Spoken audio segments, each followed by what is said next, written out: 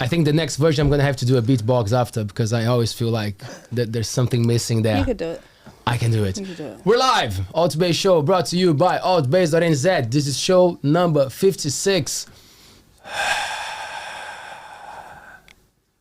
I was the only one commemorating. Yay. Thanks. Thanks, Christine. Appreciate it. It's been a cool journey. We're live 3 times per week, every Monday, Wednesday, and Friday on YouTube. So best thing to do is to subscribe to our channel so you get notifications when we're live, who is coming, and then you can tell your friends and your family to watch our show. Yay. Thank you very much. You guys are right there? Everybody's happy? We're winning today? I'm winning because on my left I have Christine Threadgold. Hello. How are you, Christine? I'm good, thank you. It is bloody cold today, but I'm good. Tell me about it, the wind? Yeah. God damn. I think it was quite warm in the weekend, and then so everyone, set up for, winter's not too bad, and then today, so many people off sick on Wednesday. Are you well? Yeah, no, we're good. Yeah, I'm good. Healthy. Good. Touch wood. We were just talking just before we started the show that tonight I'm drinking my chamomile tea. Mm-hmm.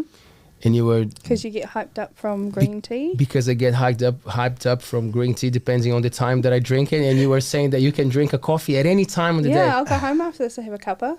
God Easy. I don't know if that's good or bad.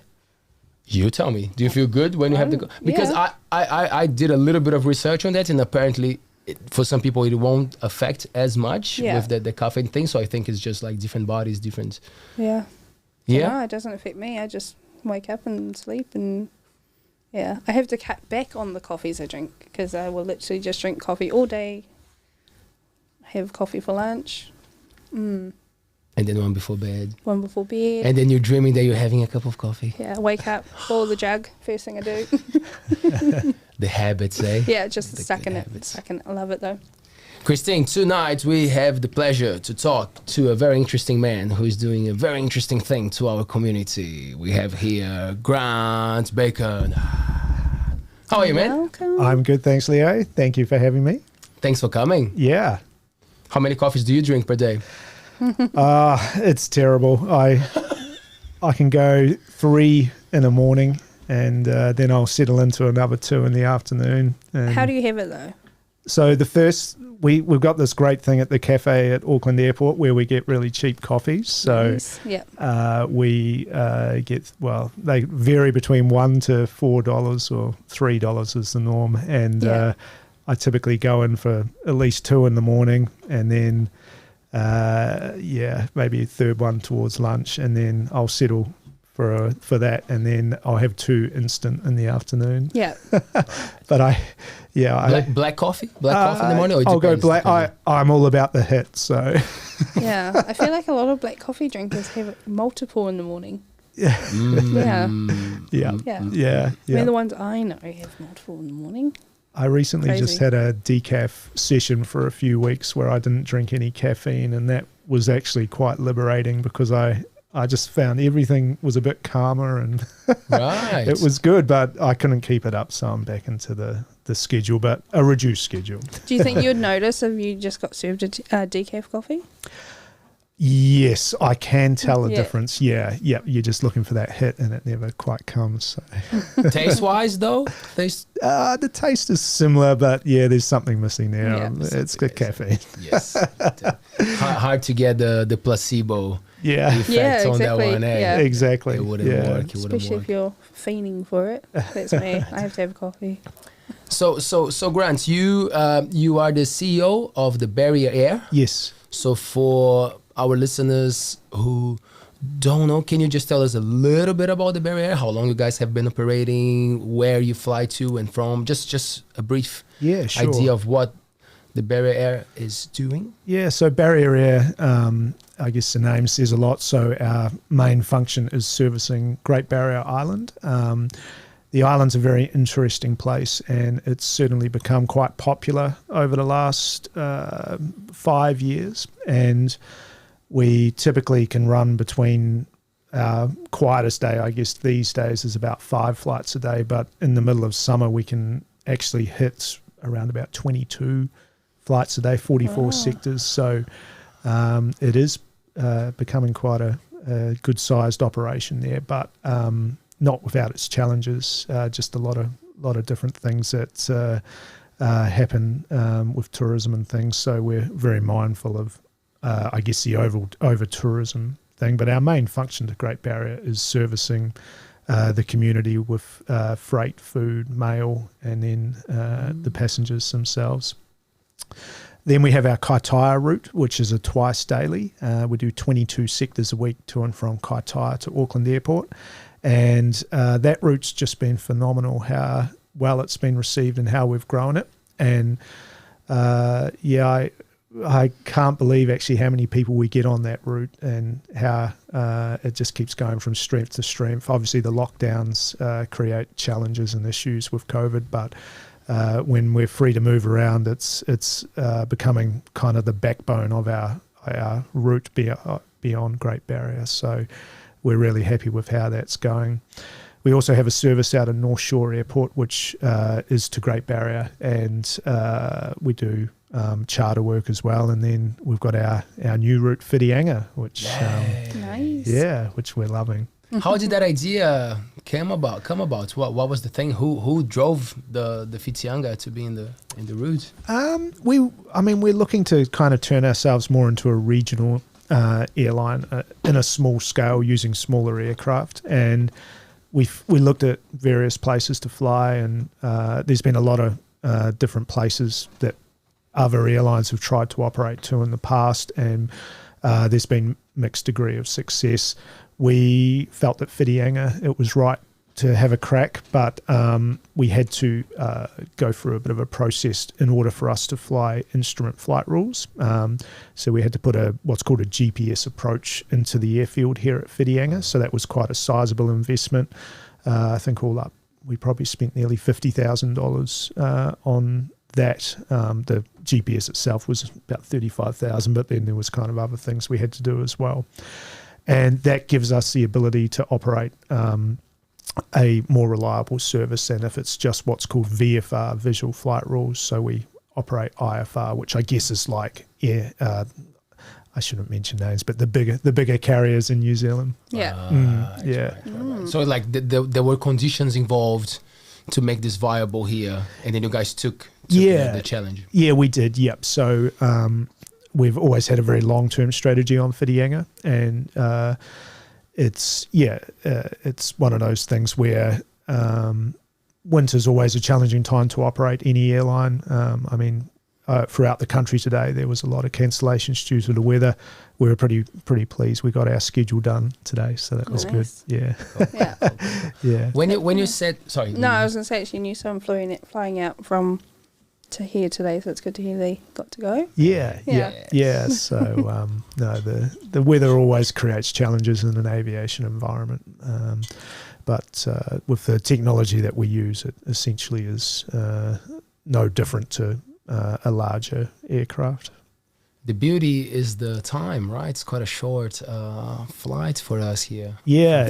To Auckland, it's fantastic. Yeah. It's a pretty short hop. So theoretically, the flight time, just depending on what runways are in use here and at Auckland Airport, you in the right conditions, it's I think the fastest flight I've ever seen us do is about 20 minutes.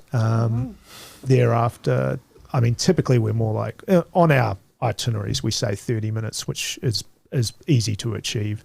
There's two main runway vectors at Auckland Airport, and you typically the prevailing wind is a sou'wester, so that is quite good if you're leaving these eastern parts of New Zealand, because you'll typically get up to altitude and then you'll join what's called an ILS, and it's an instrument landing system, and then you at that height you're not far away from that point where you're actually starting to descend again if you're using this sou'westerly vector. So, so it just depends. But then when COVID was happening, it was incredibly quiet in the air. Yeah. And now it's not so quiet. It's starting to get quite busy again. So we do have to allow for other traffic and separation and things. Right. I bet it's probably a very, I don't know if the word is stressful, but there's so much attention involved there for those people working in the towers and doing that work. Yeah. Managing. very challenging part of operating, and but there's good robust procedures in place as well, which make it pretty easy when everyone knows the flow of it all. As a CEO, do you have to know a little bit of all the areas, or because you are a pilot, right? So Yeah. yeah. I fly privately. I'm not actually a commercial pilot, but I am in the process of ticking that box at the moment. But yeah, so my passion's always been aviation as a business, which is it's a bit of an unusual thing, but yeah. But I guess you got to know what's happening, right? In all the areas, you have to have knowledge about them and know what's happening with. Absolutely, yep. So we work with the regulator, which is the Civil Aviation Authority, and we're required to have senior people which hold various positions in the company. The main ones being the CEO, the operations manager, the training manager, and then the occurrence investigator. Then we've got a security manager. So like I said, there's not actually fundamentally there's not that much difference between a small airline and a big airline. You're still up against the same legislation and requirements. So it's very challenging to get across all of that and get the right people into those roles. But I do believe that's one of the reasons that we're starting to see some success is because of the types of people we have in those roles. So yeah, it's a credit to the management or the whole team in Barrier area. How big is your team? Like, how many staff do you have? So typically we'll kind of over the summer months we'll hit about 41 to 43 staff. I think next summer we'll be over 50 staff. Yeah. In winter we try to trail it off. We don't have kind of seasonal pilots, but just naturally as we are getting towards the end of the season we just won't replace people because traditionally our market's not so much Kaitaia, but definitely Great Barrier is very seasonal. Yeah. And Whitianga, we're still learning the market. So when you said that you guys fly to the Great Barrier to take things, is it like a deal with the shops there? Like, do they pay you guys? Like, do they seal a deal of like per week, per month, or they just book as they have the How does that work? Yeah, so we have basically arrangements with the stores on Great Barrier that we carry the consignments that they want us to carry. Mm-hmm. And then we also provide a service which brings Countdown shopping to the island and also Pack and Save. So people can essentially order their groceries online and then we air freight it out to the island. Yeah, how fancy is that? That's fancy, man. Yeah. I like it. Get groceries lifted to you? Yeah. So cool. It's a good service, but the freight market it's a small part of our business, and it's quite a challenging part of the business as well because the loads are very inconsistent. So some days you might have 4 or 5 ton in the middle of summer that you have to move, and then the next day it might only be a ton or less than that. So the payload on our aircraft is just over 1 ton. And so you can find yourself all of a sudden, if you've got 3 or 4 ton of groceries, it becomes pretty challenging very quickly. Yes. This thing with weights is always interesting because there's always the thing like when you checking in, they check your bags, and then there's the weight of the bag. And they're like, nah, it can't go with you. It has to go to the back, which is exactly carrying the same weight, but it's just but you gotta, I understand that it's a business. You pay for the thing, but like. In your case, it really counts, like because the planes are small, right? Yeah, they're very small compared to the big ones. Yeah, because it's like 20 kgs carry on, right? Yeah, that's what we It's allow. only 22. Yeah. But no, you can't just be only 22. Yeah, get rid of 2 kgs. It is pretty precise workings that we work with. So 1.1 ton. Our checked-in luggage that our passengers can carry is 20 kilo, 23 on Kaitaia, 20 on Great Barrier and Whitianga. And then, you kind of find that it's no issue if people bring more than that. It's just a per kilo rate thereafter, and we ship it as soon as we can if it can't go on that flight, but often it actually can. So with the Cessna Grand Caravans that we have, the 14-seaters, they actually have quite a underbelly, which has the ability to carry a lot of freight and suitcases, big, typical airline suitcases you can fit in no problem. If the baby's too annoying, you put the baby under the seat. Underneath Christine doesn't like this joke. No, I don't. No, I just couldn't imagine at the moment flying with my youngest. No, not for me. I would put him under the seat if I could. Yeah. There you go. Like, I know what you mean. Yeah, I'm like, no, I can't think of anything right now to do that. I wouldn't put myself through that. You were about to ask something, sorry, before I was going to say, how many aircrafts do you have? So we've just bought our 5th aircraft. They're all identical. And we went from 1, and then we've just, since 2016, we're now up to the 5th one. So, they're incredibly hard to find, these aeroplanes. So Cessna Grand Caravan, it's a Cessna 208B. They're kind of, we've looked at every type of aeroplane possible to buy for small airlines like ours, and there's just nothing that compares to it. It's just a fantastic aeroplane. You got a jet turbine engine up the front, which is made by Pratt & Whitney, which is no different to what you might find on a Boeing or an Airbus in terms of the manufacturer. Completely different engine, of course. And then it's got the latest safety systems on board. So it's got like a weather radar, which today wasn't the best day for flying. So when we were coming over today, we were constantly using that and working around these kind of squally fronts that were coming through from the northwest. And without that, it probably, many airlines do operate without them, but it is it's just great because you can give a much smoother ride to the passengers. And then they've also got systems, something called TCAS, which is basically a collision avoidance system. So when you're operating in the airspaces like at Whitianga, on these big screens up the front of the aircraft, it'll actually show you where potential traffic threats are and where these aeroplanes are, which are in your horizon. So that is something which is a massive draw card for our operation, just in terms of having that on board. Although you wouldn't want to rely on it to the point where you're not looking out the window sort of thing, it's still it's an aid to assist you in finding other traffic.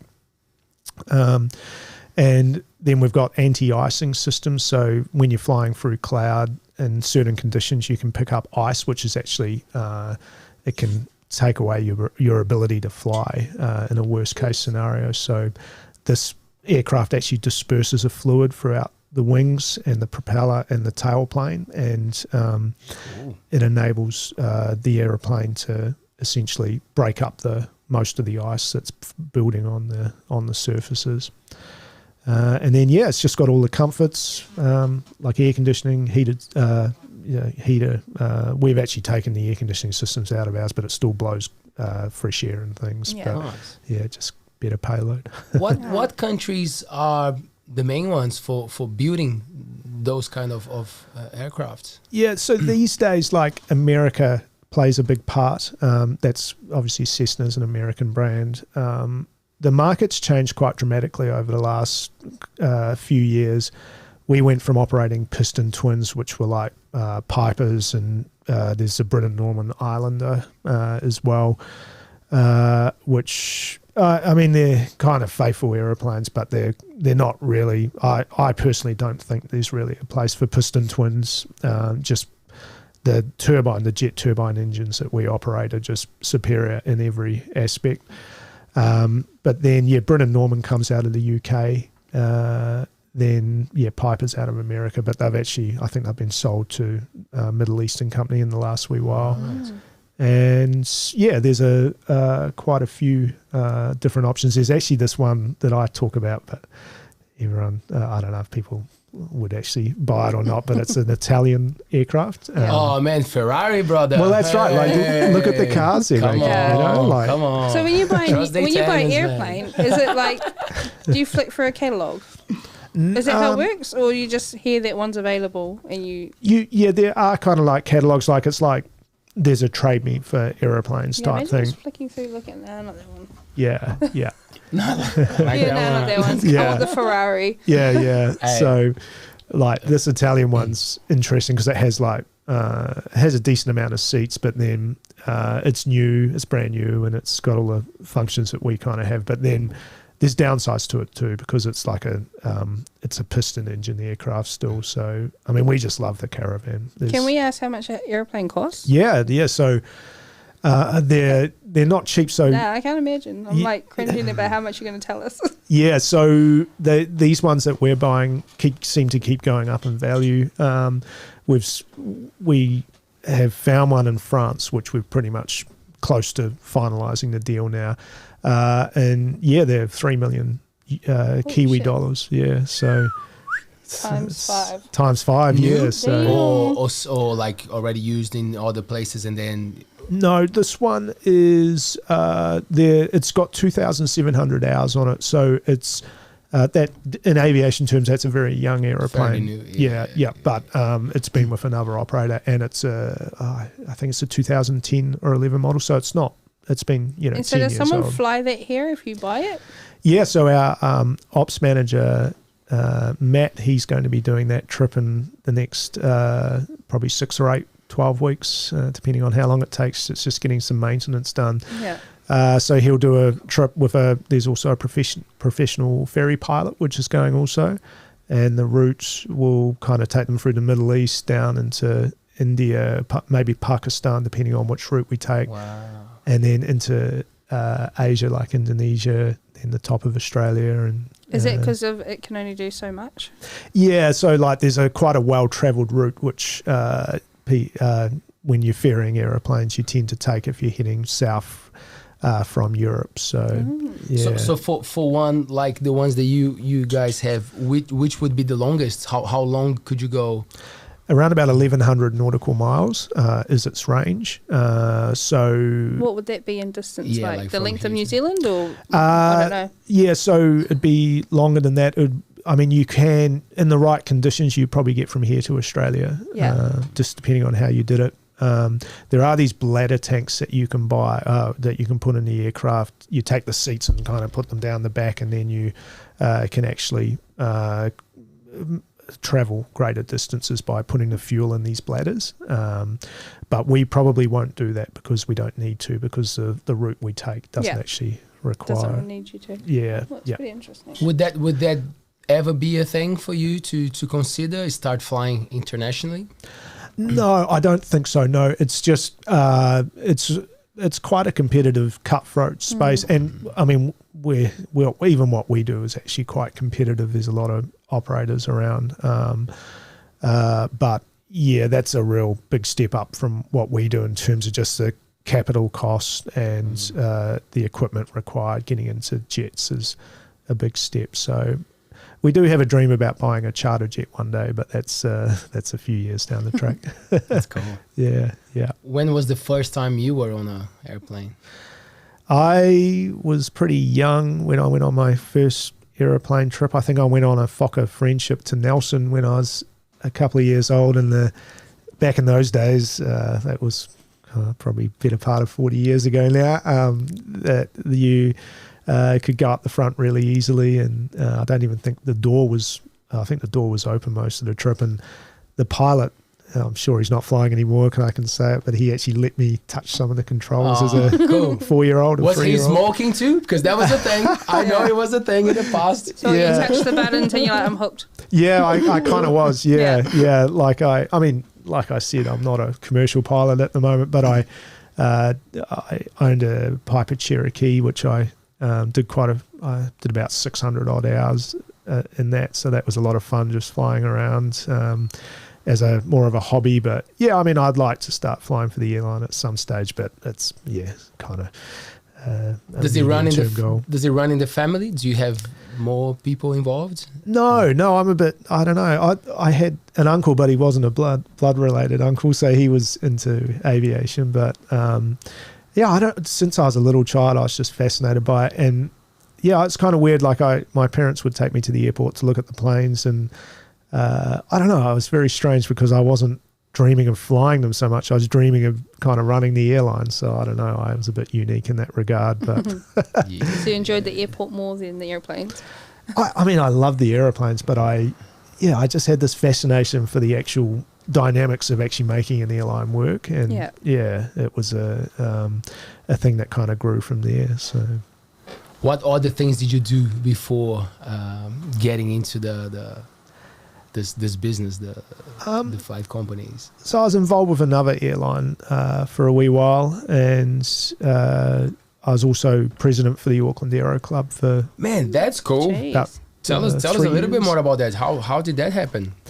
Well, I went and got my license, and then just being interested in the dynamics of an operation from a kind of a financial point of view, I went in and started talking with the committee, and eventually I got a space on the committee. And at the time, the current president was looking to retire. He'd been doing it for quite a while, and it is quite a demanding role running an aero club. And there's a lot of dynamics involved with keeping the members happy and things. So kind of got to the stage where he was ready to move on, and I don't know, I wasn't actually massively keen to do it, but I thought, oh no, I'll do it. Just I kind of they asked me to do it, and I did, and I learned a lot. I did a lot right, I did a lot wrong, and I was a lot younger back then, so I kind of I'm very pleased I did it because it did teach me a lot, but it wasn't easy at times. So. Man, just because I'm sure a lot of people have no clue of how Aero Club would operate. Is it like people who own an airplane, or it's like business people, or it's a mix of everything? What's the purpose of it? Yeah. So it's more, I guess, about the membership kind of own the operation. They have when you buy a membership, you're effectively getting like a sliver of the overall operation, and in exchange for paying a membership, you then get to go and fly the aeroplanes at a better rate than you would. I mean, most aero clubs, I think you have to be a member to actually participate with flying the aeroplanes and things. But they're kind of like a flying school, but for the members. Right. Yeah. Yeah. Yeah. Would you fly a plane, Christine? I don't know. I'm a bit of a you're chicken. But you're not scared of like you're no, not like, no, I'll fly. Yeah, I'll go. Yeah. Like I'm not very seasoned flyer. Like I have flown before, but I'm not scared of it. But being responsible for one is a big thing, yeah, right? I think it's even the same as anything. Like I would do it if my kids aren't there. Like, you know what I mean? Like, yeah. Same with like driving the boat, or I won't drive it if my kids are in the boat because I don't trust me.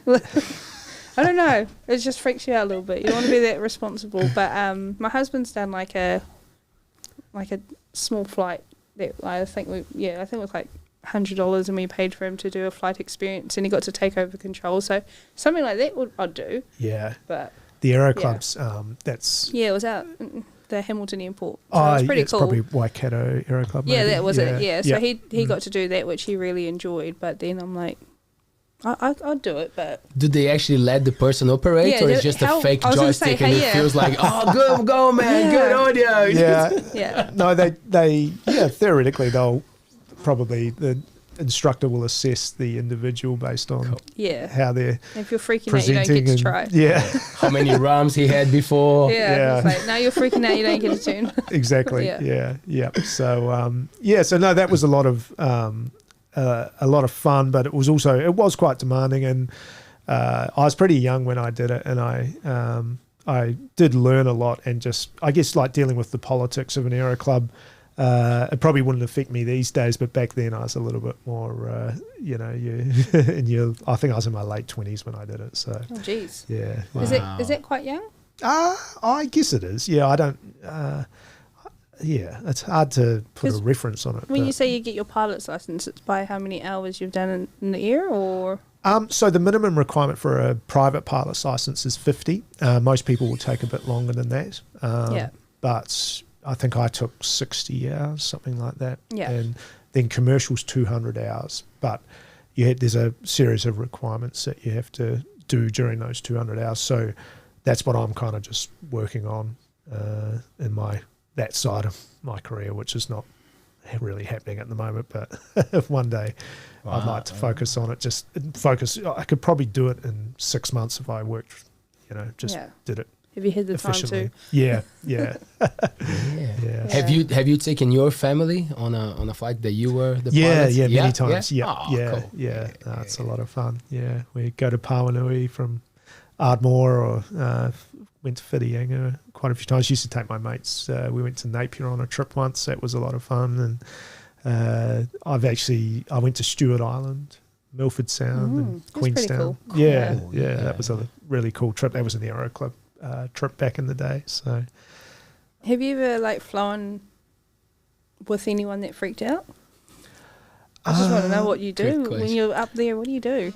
No, most people are from a barrier air point of view, people, once they actually sit on the aircraft and things, they actually, I think a lot of people with small aeroplanes, they'll build it up to be something that it's actually not. Like the ride typically is actually very smooth and it's quite gentle. But I think, we have passengers that are very nervous prior to getting on board, but then as soon as they sit down and they get to their destination, they go, oh, that was actually not nearly as bad as I thought. So if it's a smaller plane, I think they'd freak out before actually getting on there, wouldn't they?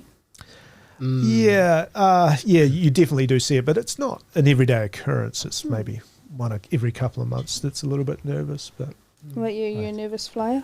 Or how small of a plane? Coming to New Zealand was not much fun. I think it was like a 17-hour flight, something like that. Something like that. And that was not great. Especially I really don't like when it lifts off. I don't like that moment. Yeah. It's always like, oh shit, there you go. Leo is one of the ones that close his eyes. Yeah. Don't believe in God. Next minute he's praying on his knees on the airplane. Close your eyes so you can't see it happening. Grab Taylor's hands. I'm Come safe, on, man. I'm safe. Not a big fan, but then I love it. Once it's there, and you just have that opportunity to look out on the window and you see it is all exciting. I said, beautiful. I haven't flown very much, but the times I have, it's like a whole thing. You're so. Then I guess other people who do it often, they lose the excitement. Yeah, I think you do get to the stage where it becomes just a method of transport. Yeah, it's like catching the bus. Yeah. A lot of people do look at it that way. Like we have people that fly with us weekly. They'll go to Auckland on a Monday and back on a Friday type thing. So it's becomes pretty a non-event for them, I guess. So when the classic turbulence, the one that freaks people out, is it something they get? It happens less as technology evolves, or it's always about the condition, the wind, the clouds. You never know what's going to happen. Yeah, I mean, there's probably never going to be a way around turbulence, but as manufacturers create different types of aircraft, they will kind of have one that it has a higher tolerance to the impacts of turbulence. But at our end of town with the small stuff, I mean,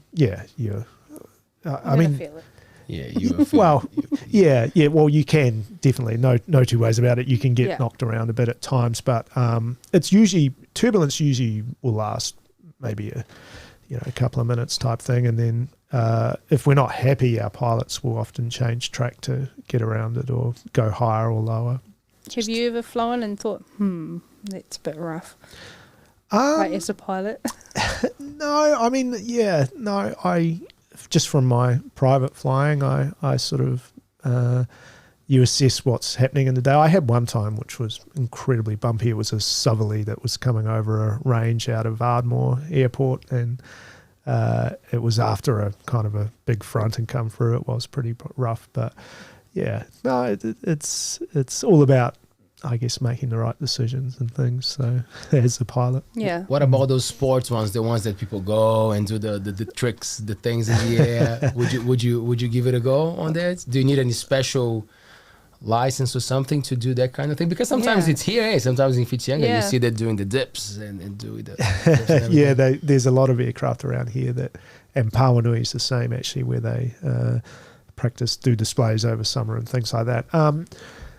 No, that doesn't interest me much. I just love the point-to-point stuff. It's probably boring for some people, but I love the idea of just planning for a cross-country and going from here to wherever. So Taking you from A to B efficiently. yes, exactly. There's there's just something about it, like doing the flight planning on the ground and then going and assessing the weather and doing all the things you need to do. And it just, for me, it feels like an achievement, whereas some people or some pilots would be bored by that. So, so do you have your own plane? Like, you've got your own that you use personally? Yeah, I have, and I just sold it. So, it's the time was right to move on from that one. So, yeah. So something else in the future for you, and a new plane, or no, there's a few things happening there. We'll see how we go, but I wouldn't want to be planeless for an extended period. I don't think so. Man, do you consider yourself like someone who works a lot, long hours as a CEO? Because we always hear, the CEO, wow, probably he works like 20 hours per day, and you have a family. Right, you have a young family. So just tell us a little bit about those dynamics. Like running a business, such an important big one, and still, raising a family. Yeah. So like I typically only work 40 hours a week. I've always thought that you kind of you should only need to work that kind of hours, maybe a little bit more if there's something happening or we're working on something. But as a whole, I would never do more than 50. And with having a young family and things, I think the hardest thing for me is kind of switching off. Like you really struggle to stop thinking about it because you got 5 14-seat airplanes that are kind of going everywhere every day, and it's 365 days a year.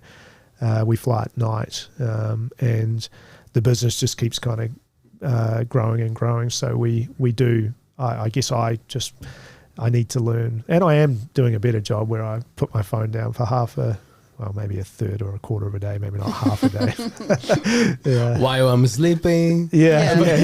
There's 8 hours, so but I manage it, but switching off is quite hard. So.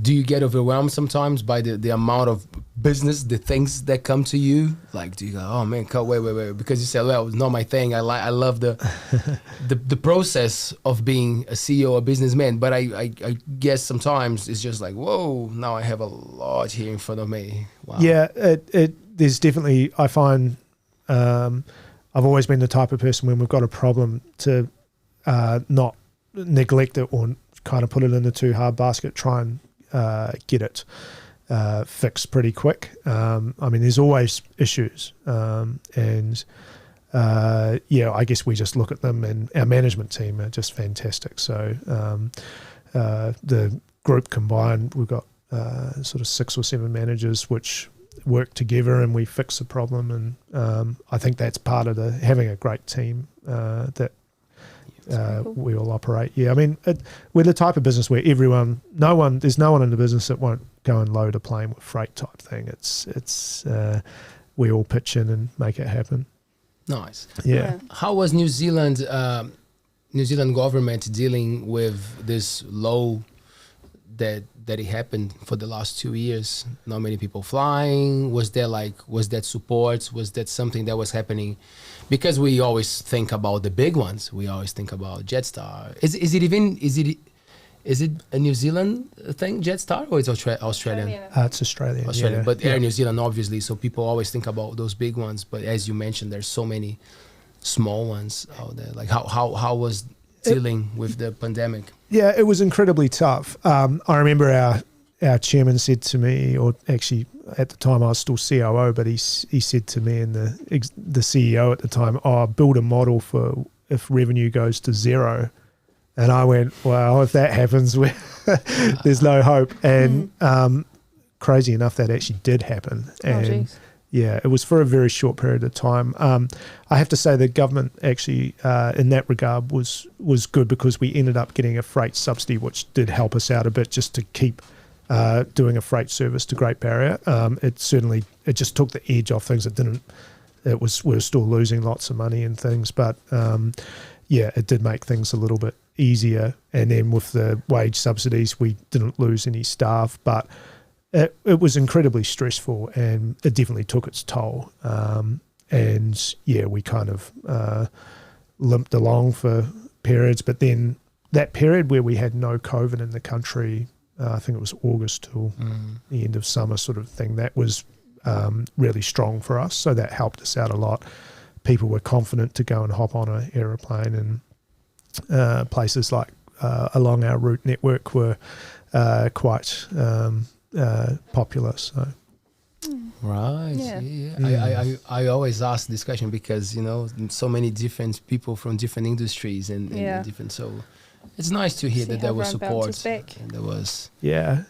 No, it just took the edge off things, but it was, I don't actually know if I could go through another extended lockdown. I mean, I'd have to, but it would be pretty challenging, I think. So. And I bet like you were enjoying the time at home with the children, but in the back of your mind, always that thing with like, oh man, what's going to happen tomorrow? Yeah. We're going to start up again. Yeah, very much so. We just, I mean, I love what I do and what we do. And when it kind of gets taken away from you like that, it is very sobering. But yeah, in saying that, I think I'm a much stronger person for it. And, I never thought we'd survive it, but we did. So it was a good achievement, I guess, in hindsight. Fantastic. I was wondering as well, we didn't mention that, but you have competitive prices, like to fly, considering how expensive it is nowadays to fill up a tank, to drive to the city. There was the 10 flight concession thing. That's cool. Yeah, that was pretty good. So what's that? Can you just explain that? So we've got basically 10 sectors. It's called a Multipass, and we do promos on it. Like we actually did one a wee while ago, which worked out to be $75 a seat, where you could buy 5 at a time. Our typical pricing, just because of jet fuel prices, we've had no choice but to raise prices. Like when we started in Whitianga, it was around about $79 to $99 per fare. There might be sort of a peak, like we do what all airlines do, where we in the peaky times or when the aircraft's getting full, you will pay a bit more. But now, we've still got plenty of $99 fares. We'll be doing some promos for Whitianga again shortly. We even just watching our website, like we do sometimes, if there's a light flight, we'll just do $39 seats sometimes so we should do that. We'll just go on a flight just to experience it. Yes. Definitely. That'd be great. Day. Definitely. Our fares are, given everything, all the legislative requirements that we're up against, and operating from Auckland Airport, it's just everything is astronomical in this game. Like your fuel bills are like everything's 6 figures per month. You're just paying massive amounts of money out every month, and to kind of break even, you do have to earn a lot. But we figure that we're a volume game, and we get people on board by doing good fare prices. What are the most expensive requirements that you guys have to go through? Is it like safety things or more like licenses and the GPS that you were mentioning? What are the main costs of running a business like yours? So the airports can be quite pricey. Fuel's our biggest cost. The cost on the aeroplanes is massive. Maintenance is massive. Like these aeroplanes, that Pratt & Whitney turbine that we have on board, if we're required to actually put a whole new engine overhauled or new engine in every 3,800 hours. There are extension programs that you can run to push that out further, but the cost on that typically is $500,000. So you're kind of doing that we probably do one every kind of year or so. And then the maintenance, like it's just, we're carrying people suspended in the sky, so every part needs to be checked ever so often, and there's calendar times on every item, or hours flowing and cycles, and just everything combines to massive bills per month. So it just never really ends. You're always having to spend money on something with the planes. But I ask because a lot of it's easy for people to complain about things, to say, ooh, too expensive, but sometimes we forget that there are so many things behind that. It's not an easy thing. Oh yeah, jump in the plane, let's go, I'll take you there. It's the convenience of it. Like if it was just me travelling, I would rather just half an hour over Yeah. instead of 3 hours one way, whatever it is to Auckland. Yeah. Well, I mean, we take a lot of pride in our aircraft. We are constantly doing more than the minimum to have them operating good, looking good. We always have a lot of spare parts in our inventory in order to, if something fails, that we've replaced it quickly, it gets the aircraft back into service. We're just constantly maintaining them and cleaning them, and I mean they're all we've got. So they're a big asset, and we look after them. I mean, I've worked for operators before where they just seem to have zero care factor for their presentation and the maintenance done beyond the bare minimum, but we're totally the opposite. Like I'm a real stickler for that. What's like the most popular part to replace on a plane?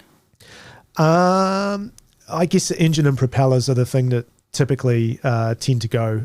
You go through the cycles the fastest, and thereafter you'll be replacing the big screens up the front. They tend to fail on a semi-regular basis. And that's interesting. Yeah, like every aeroplane's kind of there. If you're maintaining them properly, they kind of almost rejuvenate themselves every so often. That everything apart from the airframe itself has kind of been replaced, and then even the airframe is constantly having work done on it with corrosion and things. So over the life of an aeroplane, say 20, 30 years, you'll find that the thing's just about being replaced. Every intricate part. So and you never know what's gonna come in front of you, right? In your screen, you never know what's gonna hit you. Remember remember the Jim Carrey movie that he throws the shoe? Yeah, he wants to stop the plane. He throws the shoe. That's right. You never know when someone's gonna throw a shoe. I'd always be freaked out by birds. So probably what your biggest risk is birds. Yeah, birds are definitely an issue, and you can find that we're kind of you'll just miss a flock on takeoff or landing or whatever.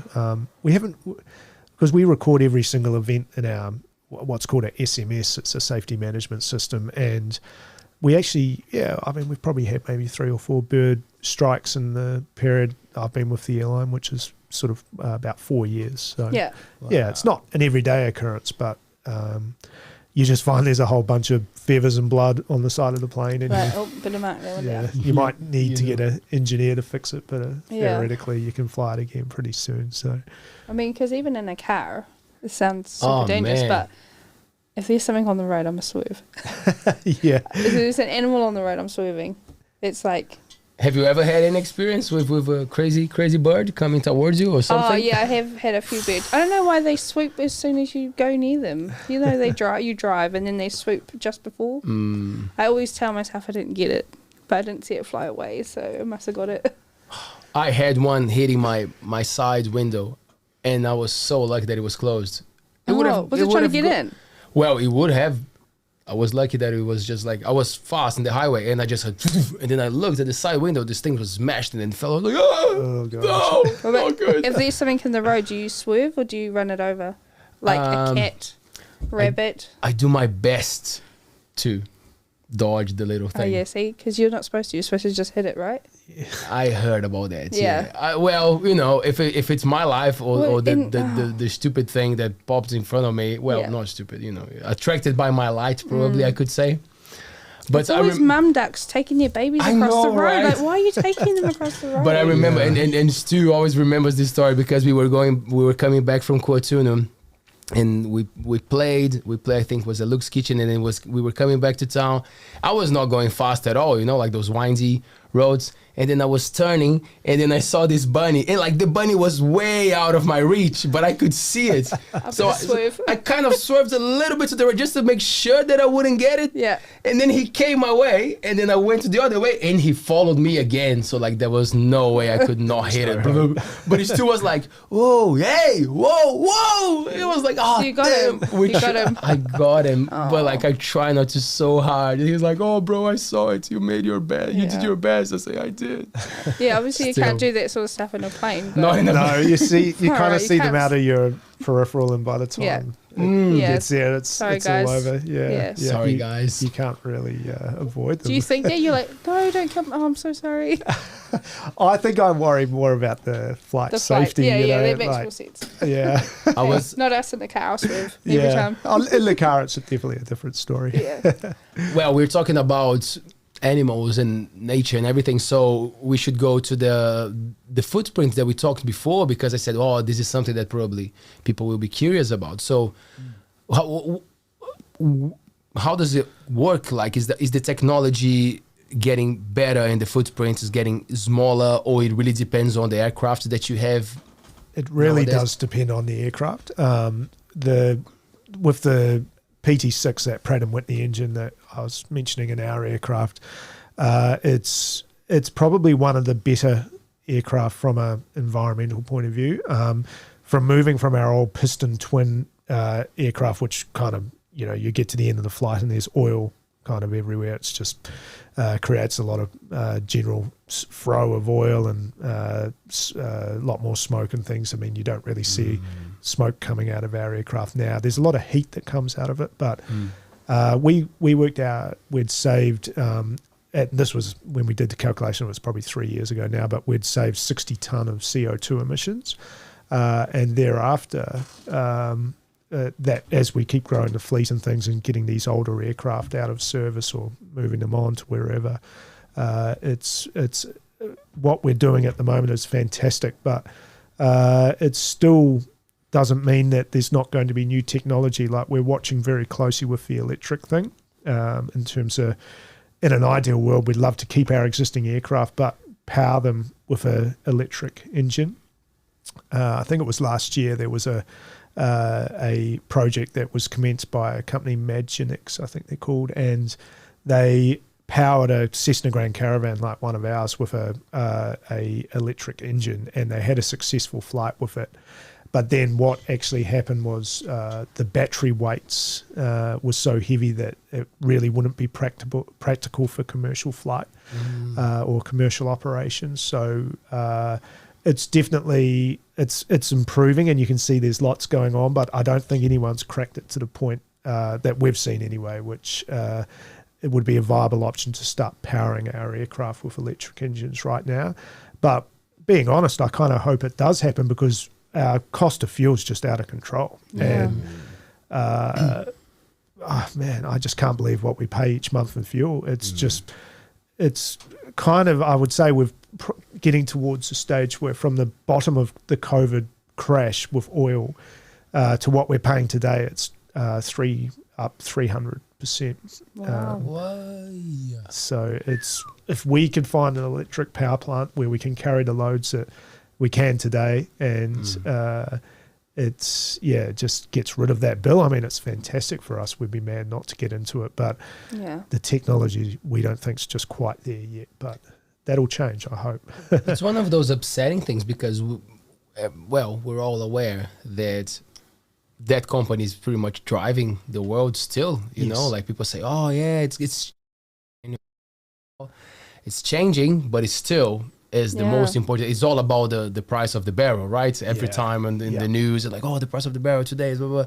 And you're like, wow, I think it's going to be a slow transition, because there's still a lot of people making a lot on that market, right? So we know that there's not much I don't know if the right word is investment, but like those people making a lot, are they actually interested in transitioning from that? So I'm always kind of like a bit skeptical about the changes. Amazing people thinking big, but they need to be funded, right, to make those things happen. Yeah, there's just so much happening out there where like people have got good ideas, but actually getting the funding to make it a reality, and just the practicalities of it all.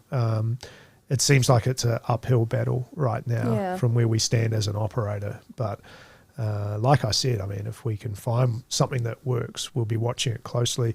There is a big risk, though, going in with the first of type on something that's as dramatic as that changing. I'd be pretty nervous about that as well, where it could kind of make or break you. But maybe you start with one aeroplane once you've seen some other operators have success with it and see where it takes you. Yeah. Do you think it would be something, very ignorant now with my question, but like something that could have the backup like something that is electric but also has like a hybrid type scenario. Yeah. Yeah, yep.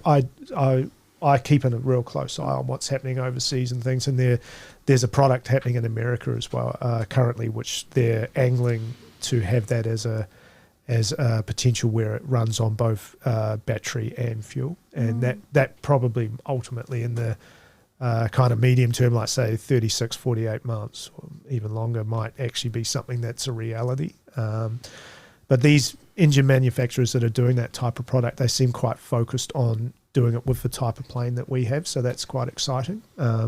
Where if we could kind of take the old Jet A1 engine out and then put in a one of these hybrids, or really cool. full electric, it'd be fantastic. So we'll see what happens. Have you traveled overseas a lot in your life? Yeah, you've done a lot. Yeah, I've been to a lot of places. Yes. Which experiences were great? Like great flights, good airports, and which ones were like, oh yeah, here we go. Do you jump on a commercial plane and you're like, judge, I'm a judge of everything you do?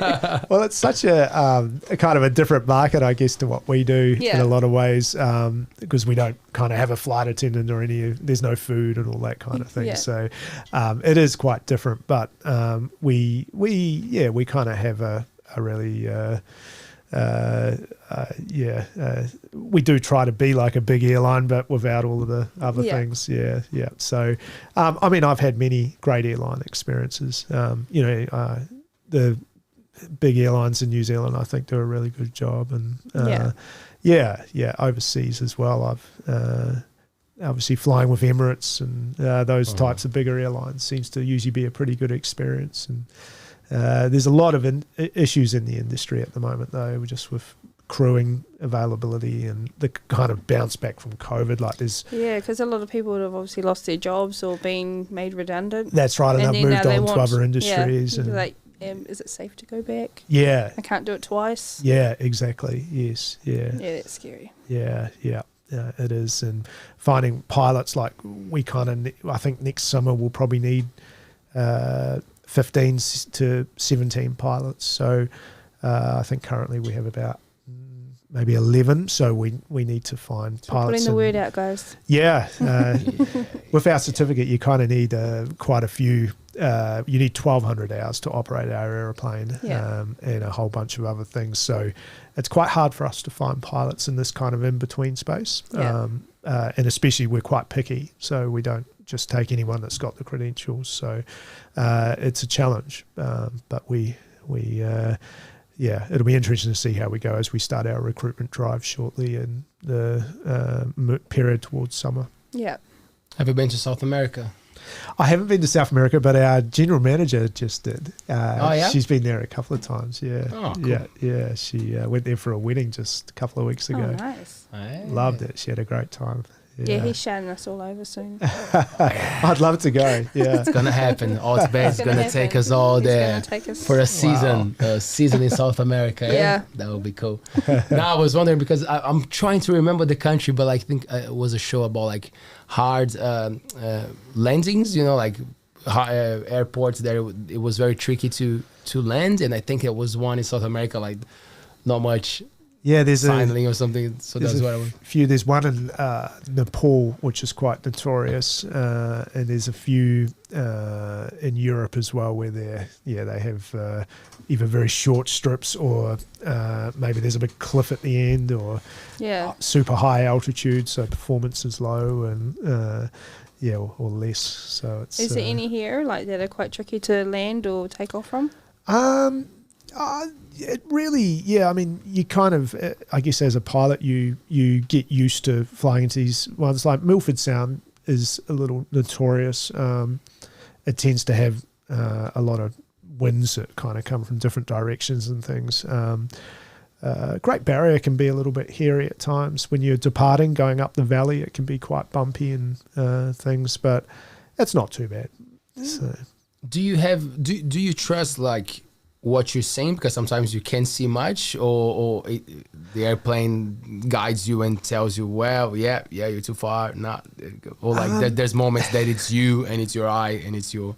Yeah, I mean, for our pilots flying the line with barrier light, they've got some great systems on board. We've also got another product called synthetic vision. And what that means is on the big screens up the front, it's actually giving you an outlay of the land.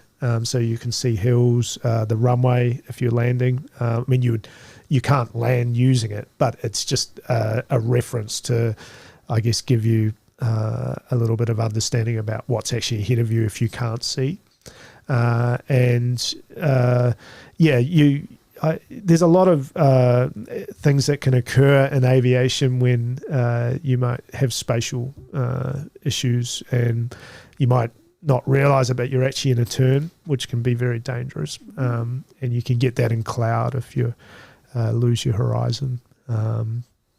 So there's a lot of things, trusting I guess your eyes are better than sometimes that term flying by the seat of your pants. It's a true thing. So you kind of feel it. But often, sometimes you'll get caught out because you think it's doing one thing and it's actually doing another. So, but not issues, you kind of face in an airline environment. That's more of a private flying thing.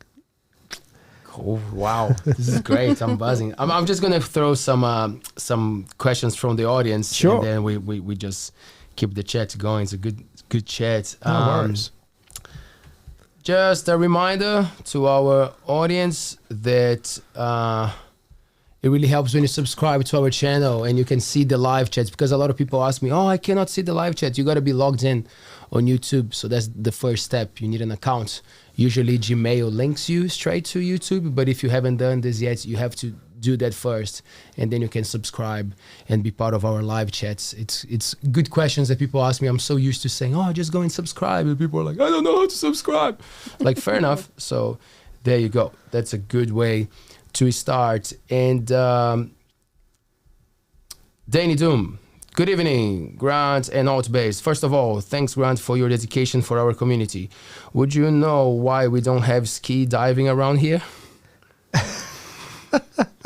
Ski diving? Yeah. Meant to be skydiving, maybe? Skydiving? Yeah, it's probably skydiving, I guess. Sorry, man. Yeah. The foreigner reading your question. God damn it. And Taylor talks about that. Thank you. Yeah, thank you, Taylor talks about that, actually, the skydiving. Do you know why? That would be a great... Sorry, it's probably a good opportunity for an operator. There's no real restriction on it that I can think of. So it's probably just that no one's ever done it. So in the future, it could be something that someone picks up. Like there's a couple of operators in Auckland, and there's one in Tauranga in this area. I think that's the main ones around here. There's one at Mercer Airstrip, which is kind of South Auckland, or what is it? Franklin? No. Yes, Franklin. Have you done it? Yeah. Have you done it? No, that doesn't interest me. Yep. It's like that aerobatic thing. I'm not scared. I just want to do it. Yeah. Well, you mentioned that like your thing is in the office and making things happen, so it makes sense that the skydiving. Why would I jump up this perfectly good plane? That's exactly my logic. Yeah. Well, we have Matt is asking a question, but I think you covered that. The most frightening thing that has happened to you in the air. I think you said that there was a moment that was a bit bumpy. Was there any? Yeah, I mean, I don't want to put people off flying. But maybe even like an experience that you had, maybe you were not even there. Obviously, don't tell anything about you flying. Maybe one's... Yeah. Like, because you've flown a lot, so... I mean, I guess there's two. There's the airline, and then, which is not, And then personal trips. And, if we're talking from a personal point of view, like probably the most interesting, thing I had was that the aircraft I had, which was a private flight, had a partial engine failure once. And we're in a low flying area, and we went to climb away to go back to Ardmore, and the aircraft, it just didn't have much power. And it turned out that 3 of the 4 cylinders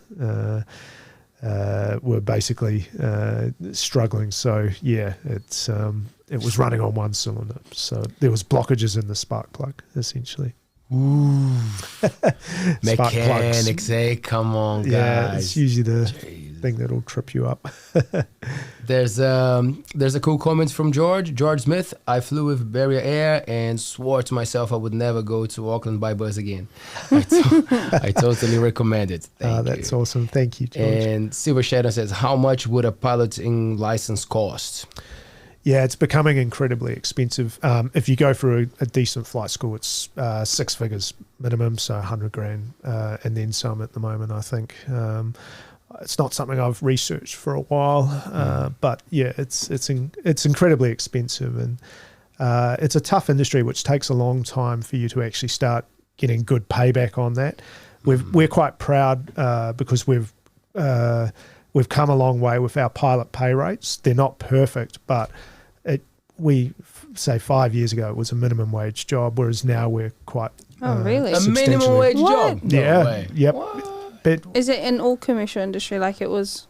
Out? Like this space here, we'll pay you with experience. Yeah, well, that is actually the thing, and we've kind of gotten away from that now, and we're rewarding pilots for their service with us. It's still not where I'd like it to be, but it's definitely heading in the right direction. And yeah, our culture's come a long way over the last few years. We used to have some kind of, I guess, it was just this place at pilots, and people would turn up to get some experience, and then they'd move on. And yeah, no, like it is, especially for our managers. I think they're finding that it's more of a career now than maybe what it was a while ago, which is great. And as we grow the airline, hopefully we'll be able to keep pilots longer as well, where they'll actually enjoy the type of flying that we do, and they'll kind of grow with us as opposed to just moving on to Air New Zealand or Qantas or wherever. So when you bring a pilot to your team, do they have to live here, or it can be an Auckland thing? How would that work? We're always open to ideas. Typically, we have pilots that have lived on Great Barrier. We've had a pilot who lives out of Kaitaia.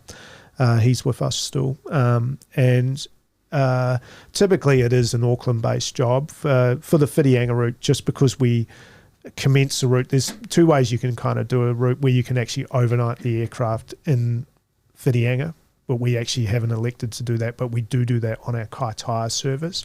But just because the Whitianga runway doesn't have lights, it just restricts the ability to use the aeroplane for other things, because it would have to be out of Auckland in winter by, say, 4 o'clock, and then it's here overnight, whereas we can actually use it for nighttime operations on Kaitaia and charter work and things like that.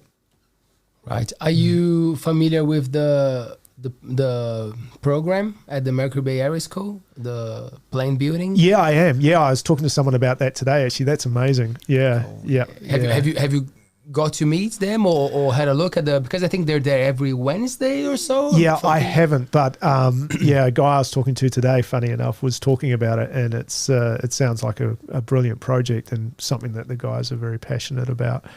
Yes, especially for the ones keen to go for the license. Wait, so what and is everything. it? So is it through the school? Yeah, there's a program in the Mercury Bay Area School. It's like an engineering thing, and I think once a week they go and you get the basic, and they build a plane. They're building every year. Like a kit set aeroplane. That's pretty cool. Yeah. The kids build it. Yeah, pretty much. Yeah. That's cool. It is cool, and it's an opportunity. It's such an opportunity to teach. Something that's pretty unusual. It's very rare you get that in a school, so it's amazing. And I don't want to say something that it's not, but I'm pretty sure there's they facilitate something with the license. I think there's some arrangements or some there's something that supports, because we know how, as you just said, how tricky it is to get a license. Yeah. So I think there's a program of more people who would support with that, which is cool. Yeah. No, it's one of those things where you do need to have quite a substantial amount of passion to make it work. Though I guess a lot of people do turn up and they have good intentions, but to get to the stage where you're flying passengers, it's certainly it's a big achievement for a pilot to kind of get to that stage. Especially like our hour requirements are actually higher than the big airlines. So because we typically take one pilot, we do have times when there's 2 pilots on board, but we can just fly with 1 pilot. So the hour requirements are actually very high at 1,200 hours minimum. And then you're also required to have 75 hours of instrument flight time and 50 hours of night flying. So it is, to get that, when you consider that maybe your average flying school is like $300 an hour, it's a long, long road to get to the stage where you can fly one of our aeroplanes. So it's a big achievement. Wow. Yes. What's the, have you, you can do the, is it simulation flying? What's the, what's that like? Is it as close to as it can be to real flying? Yeah, there's some pretty good simulators out there these days, especially when you get to the big airline environment where they are incredibly realistic. There's no simulator for the type of aeroplane that we operate in New Zealand. I don't know. Yeah, it's not something I've ever researched if there actually is one. I don't think there is actually. Can you count those hours towards your license, or it has to be a real plane? In certain situations you can at that more higher airline level, but not where at our end of town. It's not something that is done much, or is able to be done. How fast does your your planes go? Good question. 330 kilometers per hour, which is about 160 to 70 knots. We work in knots, but if you convert to kilometers, about 330 per hour. So when you consider a car at 100, it's quite quick. That's why it's 30 minutes from here to Auckland. Yeah, exactly. Yeah, wow. True. And no winding crazy roads and crazy stops birds. in Aotearoa to piss and crazy birds. You just go. That's right. Fantastic. On your planes, do you have onboard facilities like toilets and stuff? No, there's no toilets on board our aircraft, unfortunately. Yeah, you can get them with a toilet. I was looking at one today, but it's not really for an airline environment because it's actually a seat in the aeroplane, so it wouldn't give you much privacy. Right, true. If you're desperate, there's a bucket. We carry this product called a shiwi, which is basically like a bag where you can, if you're desperate. Nice. And a little curtain or something, or someone puts the... They go down to the freight area typically. There you go. It's mainly... It only gets used on the Kaitaia route because that's about an hour and 10 minutes or hour 5 minutes. So we do replenish them more often than you'd think. Wow. Yeah. That's an interesting one. I didn't think about that. No, I mean, if you're on a boat, you have to go on a bucket. Yeah. You get the child out of under the seats and then you move. Move. Get out of that. Robo4 Grant, what do you think is the biggest strength of Barrier Air right now? Thanks ALTBAYS for the great show. Thank you. It's our team, I think. It's quite phenomenal how we've got this team that's kind of been through COVID, and we kind of have got to know each other very well, and we have kind of been the same team running the airline for the last 2 years, which is actually very unusual because the big airlines were always so hungry for pilots and operational staff and things that they tend to suck up us smaller airlines. They poach you guys? Often. Hey. Yeah, I think I've lost maybe 3-4 pilots in the last few weeks to the big Aero Club, as we call it. So they've kind of moved on, and I wish them well because they've been with us for a long time. We just typically ask that the guys will give us, from the minute they're checked to line, it's called, where they can operate the service, that they give us a year. Another thing that we've done is we've moved away from our bonding system. Pilots used to get bonded where if they left within a certain period, they'd have to pay a bond, but we have kind of steered away from that as trying to be a better employer. Yeah. That's pretty cool. Yeah. The team is just brilliant. 7 days a week, long days, but we typically people never work beyond their duties. So it's a pretty good place to work these days. In fact, they never work beyond their duties because they can't. So we're bound by a whole bunch of rules and regulations. But so our team, and then the other asset or biggest strength is the Cessna Grand Caravan. It's just amazing. there's, like I said at the start, there's just no better platform than that aeroplane for what we do.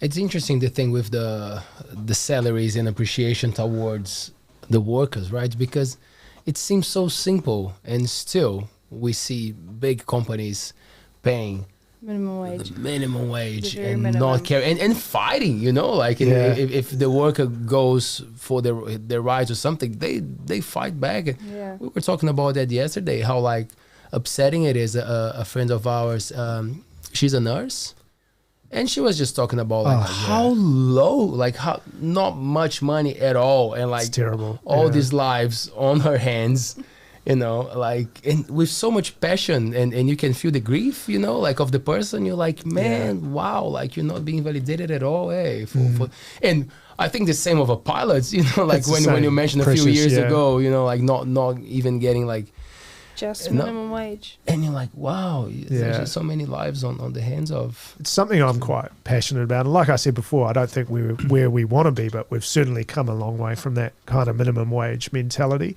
Like I've worked for other operators where it was, quite frankly, it was disgusting the way they were treating the staff, and I ended up getting a real bee in my bonnet about it, because I just thought it's just abuse, and it's something that in the industry it's something that I wanted to improve. And I mean, we're only a small airline, but I think we're becoming a airline where people would like to spend some time working at, which is a big achievement. So, and it just comes from that respect to the staff member, really.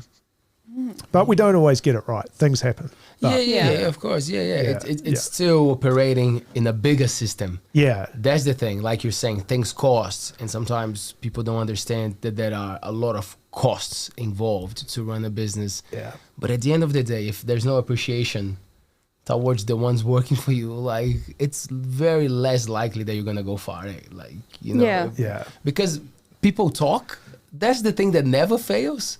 Hey, that guy, that company, was not that good. Didn't treat me well. Yeah.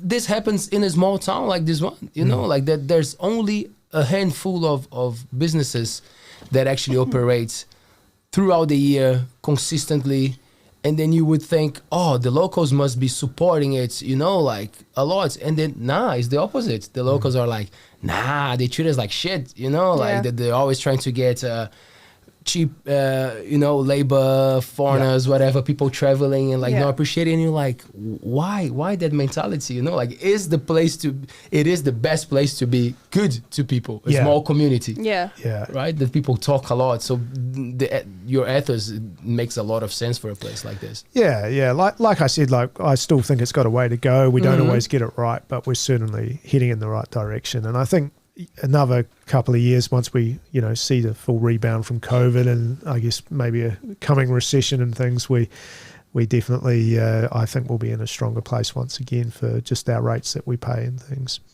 Yes. So have you I don't know if I asked that, have you flown with Barrier Air? No, I haven't. I guess I haven't really needed to, because I mean we barely ever leave the peninsula, so I'm just like lucky. We're lucky in that sense, but we barely ever leave because it takes too long. I haven't either, but Stu told me that it's a scenic flight pretty much. He was like, man, it's a scenic flight, it's just beautiful, it's just like. And what's that flight? To go to Auckland, from here to Auckland. He was just like, it's just the most beautiful thing, like 20 minutes goes like going across the Gulf there. I've known plenty of people flew on it, but not myself yet. Yeah, we're pretty happy with the passenger numbers. Like it's the support from the Coromandel community's just been unbelievable, and like we're sort of. I remember you go from doing. Right from the day one, we were always doing great passenger numbers. It's really been well frequented, and it's quite astounding how many passengers we're doing. So it's a massive thanks from us to the community for the support that they've given us so far. Yeah. Do you ever get days when it's like only like 2 people on, or? We'll have a sector where there's maybe only 2 people, but it's very rare that the other sector isn't nearly full. Yeah. or at least 7 to. I mean, we can take 13 passengers, but on a Friday afternoon, usually we're getting 13 passengers on the afternoon flight. Sunday flight will be like our Sunday flight just gone was great. We were pretty much near full both ways, which is we don't even often. Well, we do achieve that on the barrier route, but it's not like an everyday thing either. So, oh man, it's only going to grow. Can tell. Definitely, yeah. No, it's just the support's been amazing. Nice, man. The chat is on fire tonight, which is great. Cool. So, Alina, thanks, Alina. How many cylinders does your aircraft have? That's a very specific question. That's great. So they're a turbine aircraft, so they're not actually, so it's moving into jet turbine. So it's totally a different product, which essentially is it's quite complex. But okay. Yeah, it's a totally. Kids, get ready. Yeah. You were not paying attention at school today. I saw that, but now it's time. ALTBAYS, here we go. So it's hard for me to confidently describe what a jet turbine engine is, but it's a totally different product it's like a Dash 8 or a big ATR aircraft, like what you'll find with Air New Zealand. Like it's not too dissimilar to what you've got there. So I haven't done my BGT paper yet, so that's actually that gives me the understanding to answer that question confidently. But right. It's a jet turbine aircraft. It's way more. It goes way beyond. Yeah, I'm a businessman. Man, it's all good. She's got great questions, and the second one, I really enjoy your questions, Alina. If you got more, is there a weight restriction on pilots?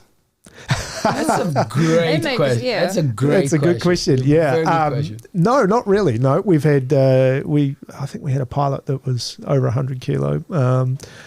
I must admit, when skinny pilots are definitely more, they create more margin on the flight. That's for sure. So we do actually naturally have a few quite small pilots, which is not by fate. It's just happened that way. So. A lot of coffees. Yeah. And Matt has a good question, but again, like you already said that you're not the pilot, the guy. You are a pilot, but not as much. But it's a good question anyway. Why do all pilots use that voice when talking to the passengers on the tunnel? Yeah. Oh yeah, and what's your pilot's voice? Well, I see. Bad. Yeah, I just talk. Do it, man. Normally. Tell us. We're getting ready to Auckland. Do it, man. Let's do it. Let's do this. Sounds fun. Here we go. Yeah, I think you'd be very good at it, Leo. I could try. I could not even say skydiving, man. Imagine me. Hey, passengers, we're going to say the wrong name of the city. People are like, what the fuck? What are we doing? Where are we going? That's a good question. I think it comes from the fact that like the pilots are always talking to various controllers on the ground, and I don't know, you do for some reason kind of sometimes get this voice which becomes very methodical. My clear voice. Yeah, it's phraseology, like you're kind of wanting to speak clearly and precisely. So maybe it comes from that. Yeah. Do you have the safety instructions in your mind? Do you know by heart? I know that there's a different thing. Yeah, I mean, it's something as a pilot you definitely learn everything. Take us through, man. Take us through. Oh, see, Come on. It's about life jackets and fire extinguishers, axes, and how your seatbelt works, exits, all of that kind of stuff. Exactly. So our pilots are kind of doing that job as well. So yeah. I love that part. It's the part that I'm freaking out. That's exactly when I'm like, what when it gets a bit serious. am I doing here? And then the lady's like very calm, smiling. I'm like, why are you smiling, woman? Yeah. You're beautiful. Can't see. Don't have to smile right now. Is this part of your freaking out stage before you take off? But like, that you're mad dog at what's happening right? Like all what I described, it's internal. Yeah. I'm just like. And his eyes is closed as well. And my eyes are closed. Sorry. Yeah. Long exhales. Trying to calm myself down. And the lady's beautiful. And the pilot, it's like, you should open your eyes so you know where the exits are. Yeah. Yeah. When I go to the toilet, nope, not right now. Really? No. Damn. Yeah. Damn. If there's ever an emergency, you'll be like, what did she say?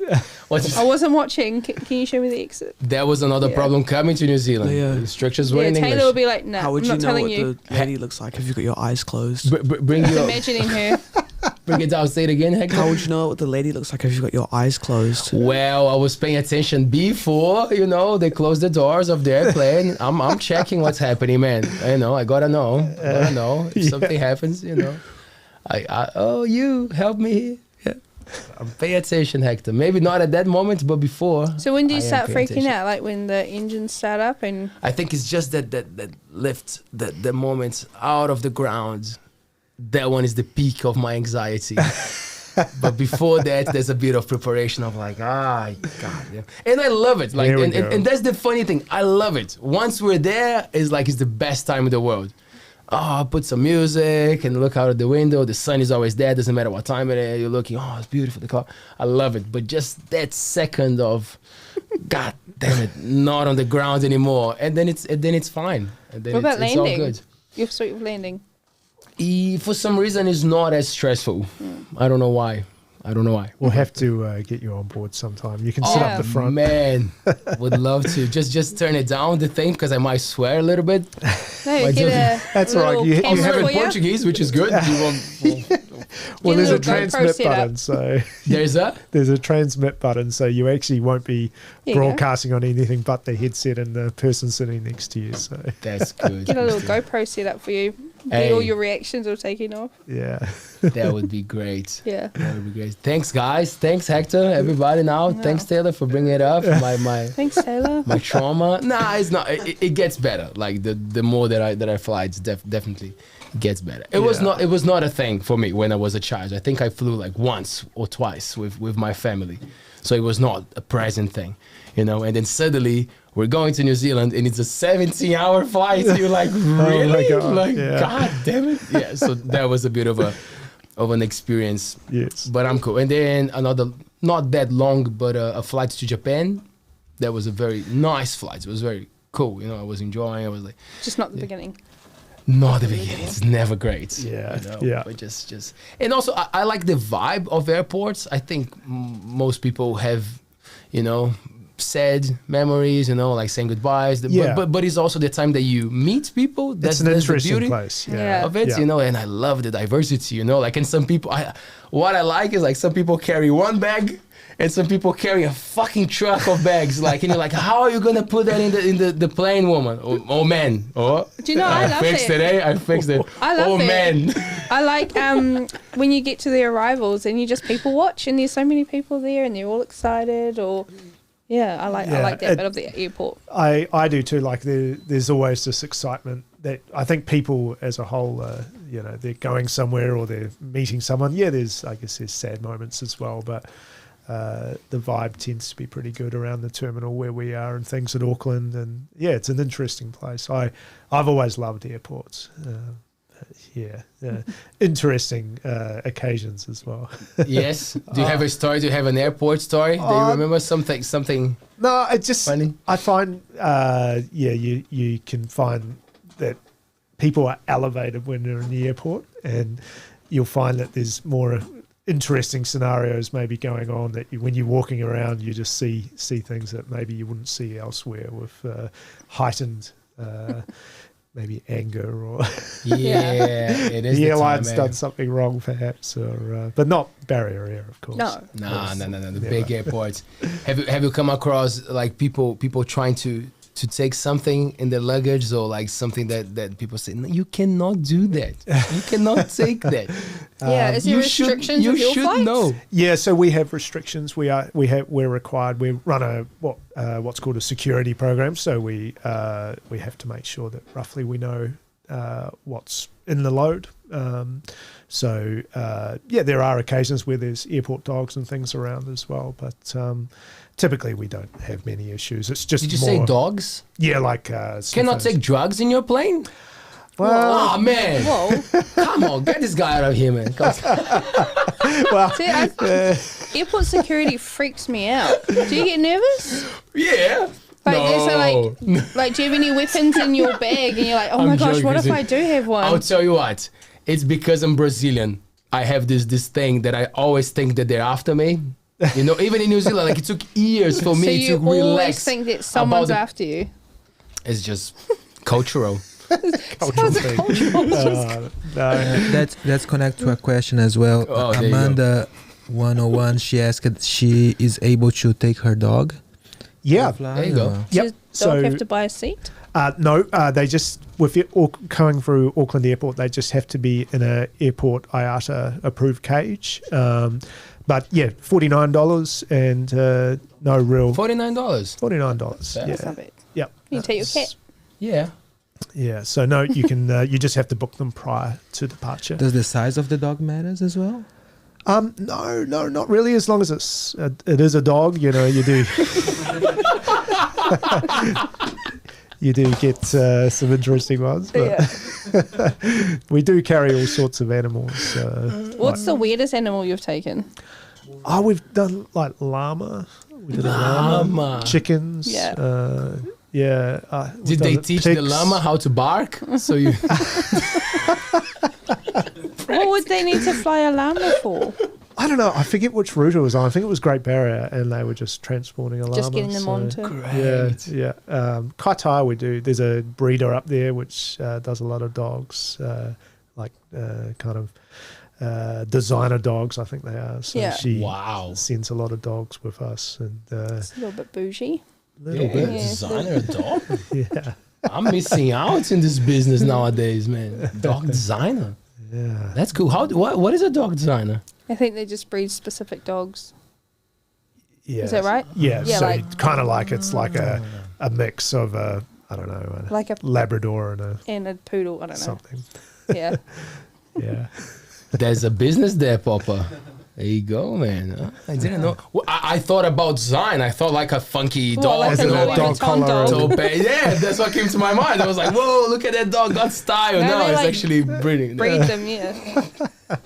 Like, Great. Funny. What, do you remember trying to take something or thinking about something, if you could or not, to take on an airplane? oh, The last year? I am an avid Googler. I will Google it, and then I would still freak out at the airport. So the last time I flew was 2 years ago, and I flew to Australia.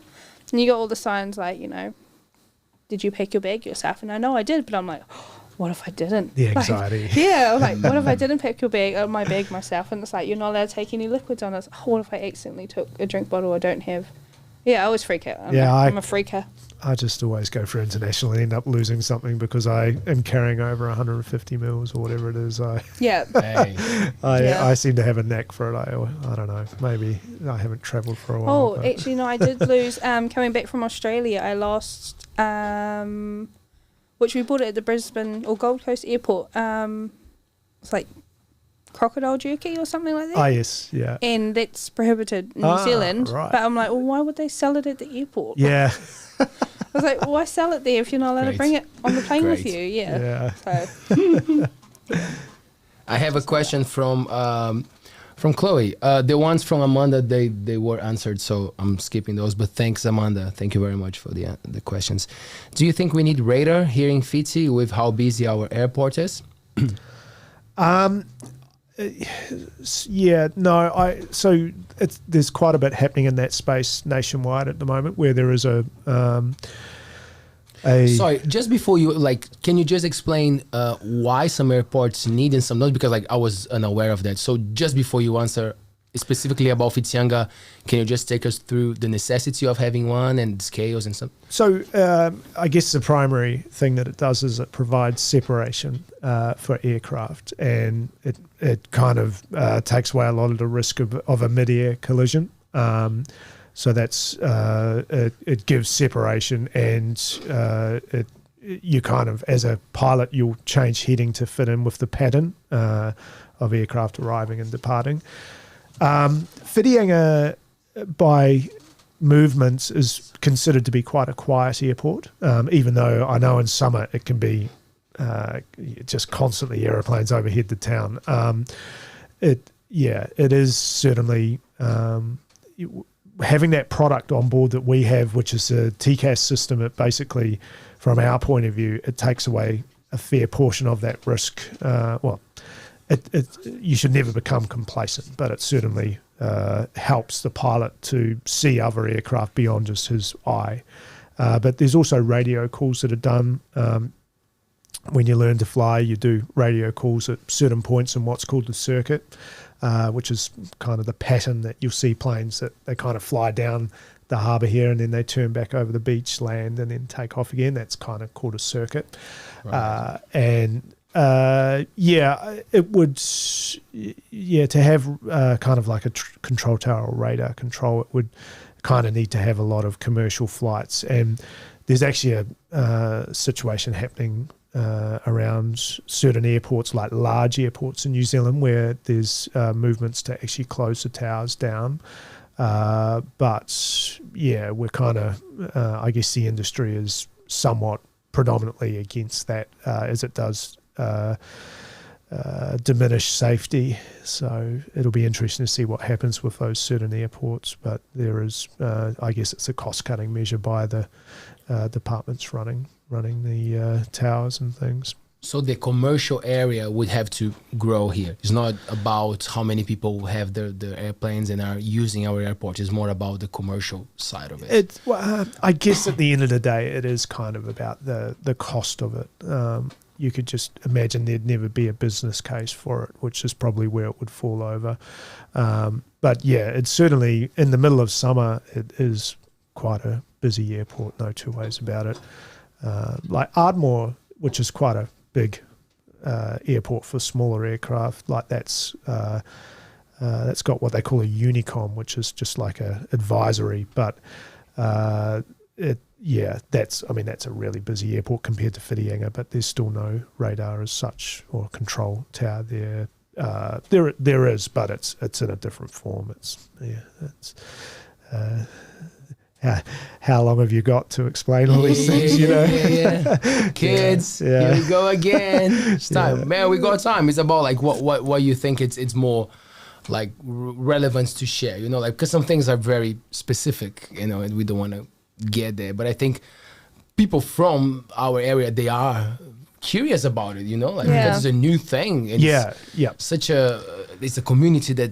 A lot of the people have been living here for years, and suddenly there's this new thing. So I guess everybody's like, "Ooh, what about the radar? Ooh, what about the safety? Ooh, what about that?" Yeah. So I understand that those questions arise. Yeah. Safety from our point of view is just everything. Like we, what they call a Part 125 organisation. Like larger aeroplanes are Part 121, and there's other parts as well. But what Part 125 means essentially is that.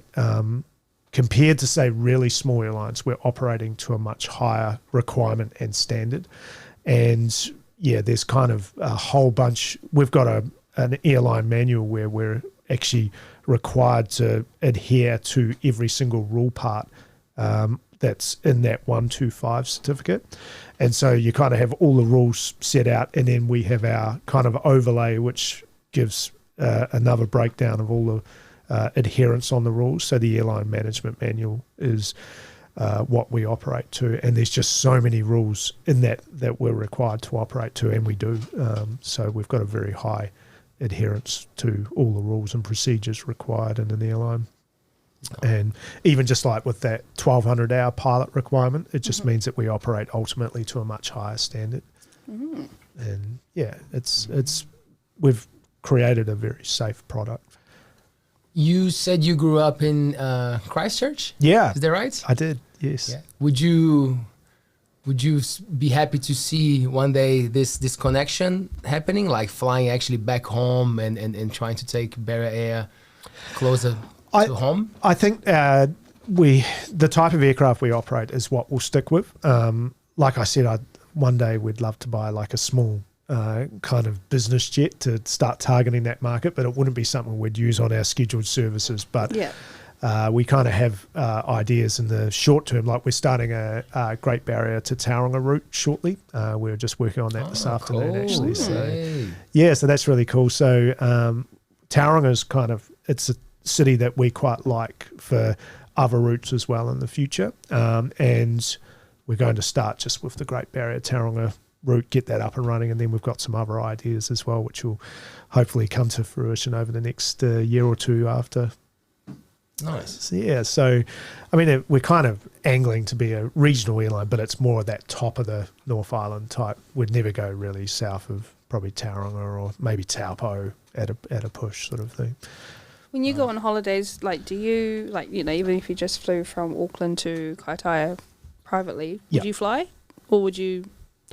I'd probably jump on the service these days. Yeah. No, I mean, it's just so easy. There's a lot of work that goes into bringing a small aircraft from A to B. So, I mean, it's enjoyable, but I've probably done it enough now to just... Yeah, I can just be a passenger. Yeah, be a passenger, yeah. Yeah. That's right, yeah. Man, I'm loving this tonight, by the way. This chat is just amazing. Did you hear about the young pilot who flew through a rainbow during his pilot's exam? He passed with flying colors. Thanks, Taylor. Thanks, Brilliant. Taylor. Roger, man, you got time, eh, bro? Thank you. Thanks, Roger. That was great. He actually wrote the joke. Amazing. Now it's a real question. How would someone go about getting a banner towed behind a plane across Whitianga?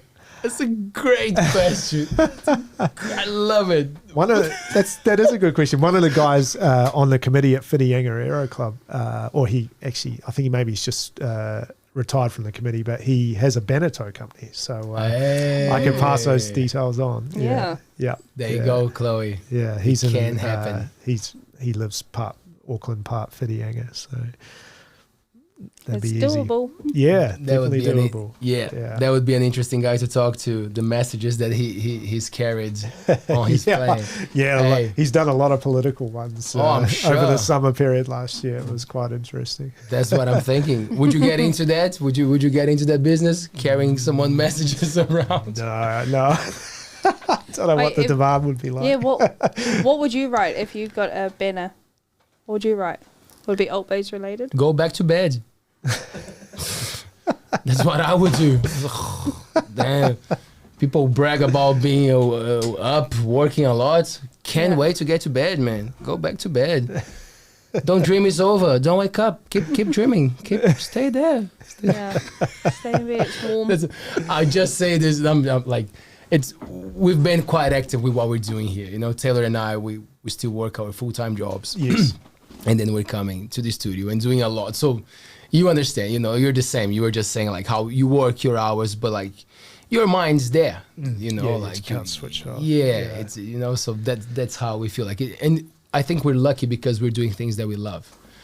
Very lucky. Like I really consider myself like a lucky man, and I'm trying to become more and more aware of my privileges in life, you know, because I always joke about Brazil, blah, blah, blah, but like I could never compare myself to the life of people who actually struggle in Brazil. You know, I was very fortunate that my family provided, you know, English classes when I was a child. They say, oh, I would love to learn English, you know, like and drums. And there are the two things that I still carry on with me, you know, like it's my living. Like it really helps, my drumming and speaking a second language, you know, so I'm aware of what came to me, you know, but I just also stay in bed.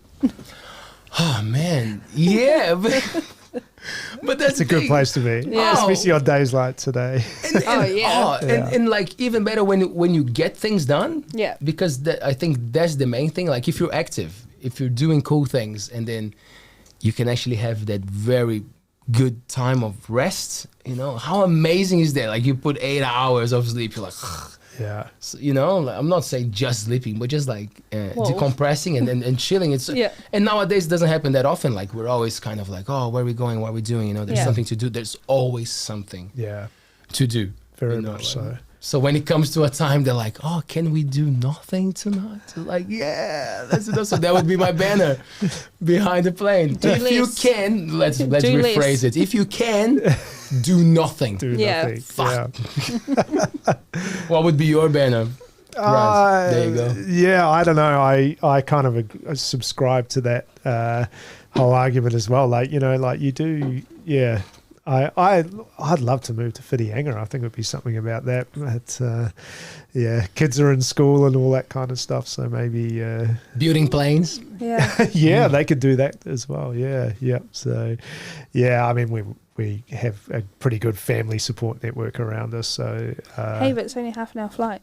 well, that's true. And it's So your wife's family lives in Auckland? Is that what it is? Oh, yep. So they kind of help us out. Like my family's in Christchurch, but yeah, it's kind of just quite a benefit, especially these days. Like with if we're both working and things. My wife's actually having a quick bit of a what is it, like a regeneration after working a pretty strenuous job. So she's enjoying having a bit of time off with the kids at the moment. But I need to convince her to move to Whiti, I think. There you go. Move to Whitianga. Whitianga is cool. It's a great community. Yeah. When was the last time you went to, you were in Christchurch? I was in Christchurch about 3 weeks ago. 3 weeks ago? Yeah. Do you go often? Do you go back? Yeah, I do. I go and I guess help out my parents and things a bit. My dad's actually blind, so he. Sorry, man. Yeah, no, he had macular degeneration a few years back, and it's just kind of degenerated, and now he can't see, so he needs a bit of a hand in things at times, and but my mum, she's got good health. So what's your dad's name? Bruce. Bruce? Yeah. Bruce, your son is looking beautiful, man. I'm sure you can hear us on our podcast version. Good man. You raised a very cool guy. And he's very good looking, by the way. Gorgeous, yep. Yeah. That was the first thing that Taylor said when Grant came in. He was like, man, you're young. Whoa, look at you. Looking good. And do you have clear memories of like how Christchurch was when you were growing up, and when you go back now, do you see big differences, or is a city that, well, obviously after the earthquake there was a big shift, but like just the way that people... I see it vividly, actually, like my childhood in Christchurch. It was a good place to grow up, and when the earthquakes happened, it definitely affected me quite deeply, and I didn't actually realise it at the time until probably 5 years afterwards. I didn't actually realise how much it affected me, and it's great to see it. Like now, I think it's emerging to be kind of a better city, actually. Like it looks great. Parts of it are just beautiful. So, but there's still parts which are still a bit of a work in progress, but it looks great. Were your family down there affected much by the earthquakes? Not too much, no. They were quite lucky. Oh, that's cool. Yeah, like their house was just superficial damage and things. So, I have one more good question here from the audience. From Thomas. Thanks, Thomas. Have you ever had to cancel flights due to the weather? And if that happens, is there alternative transport for the passengers? Yeah, that's a really good question. So with Whitianga, our Kaitaia and Great Barrier routes, we actually never really have cancellations. It's like maybe once or twice a year that it happens. Whitianga over summer and on the shoulder seasons like autumn and spring is spring we're still yet to envisage for it to actually happen. But so we did some stats the other day, and it's in the paper. The next stats will be that we conducted and completed. We ultimately did 98% of all of our flights without disrupt. And what we've got now is we've actually got a shuttle that we use in Auckland for the Auckland Whitianga passengers, which is something we instigated a wee while back. And the westbound passengers, or the passengers going to Auckland, we're using two great bus companies which are on this side. So Whiti City Cabs, they've got some quite good sized buses, and we call them up at a moment's notice. And then Tairua buses as well, both awesome companies that we are really enjoying working with. And so we can get those buses to the airport pretty quick to get people where they need to go within those 2% of flights that maybe have issues due to weather. And the reason I guess that we maybe see a little bit more weather disrupts on the Whitianga route is just because this valley, like I said earlier, like we operate to the same standard as Air New Zealand, or I shouldn't say Air New Zealand, but big airlines. And what you see here is we can go down to 600 feet. Some people say 600 meters, but it's not. It's 600 feet, and that's actually very low to the ground. But it's just marginally above 600 actually. But what then we have to do is do what's called a missed approach, and we can go to a hold, which is just off the coast here, and fly a kind of little circle for a while and see if the weather clears, or we go back to Auckland. And that's a bit of a hassle, but we've kind of streamlined our processes over the last wee while for when that does occur, and I think it's working a lot better now. I mean the disrupts are pretty minimal. Like I flew on our 3:30 flight today, and the weather was shocking at Auckland, but we conducted the flight without turning back or anything, so it was good. You would have just missed. Was it hailing today? Yeah, well, you just missed all that. Really? When Wow. at Auckland, boy, this front came through just before we taxied out, which was just next level. So we have to work around that kind of stuff, as all airlines do. But like there were jets doing go around procedures and things, so it was not just us that were affected. Do you know what areas of the country are like the most complicated ones, the ones that usually deal with cancellations in? Or it's just hard to fly and like the west coast of the South Island can have issues with cloud and wind and things like that. Queenstown sometimes does. I mean, I don't really have much experience with dealing with disrupts on those routes, but I know just in our route network, like, it's pretty good. Like, it is a very reliable service. And the other thing which we're kind of working with, like the Aero Club, Whitianga, or Mercury Bay Aero Club, have been brilliant. Like they've really assisted us to set up the service, and they've been really helpful and supportive of everything. And they're just back us 100%, which has been really great.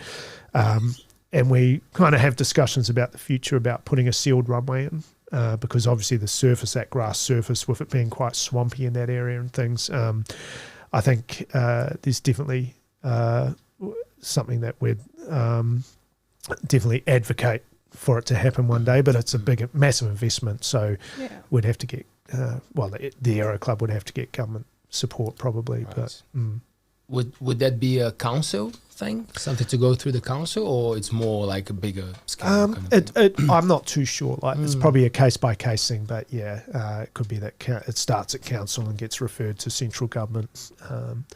Just depending on how it went. But I mean, it's not something I've really had any experience in.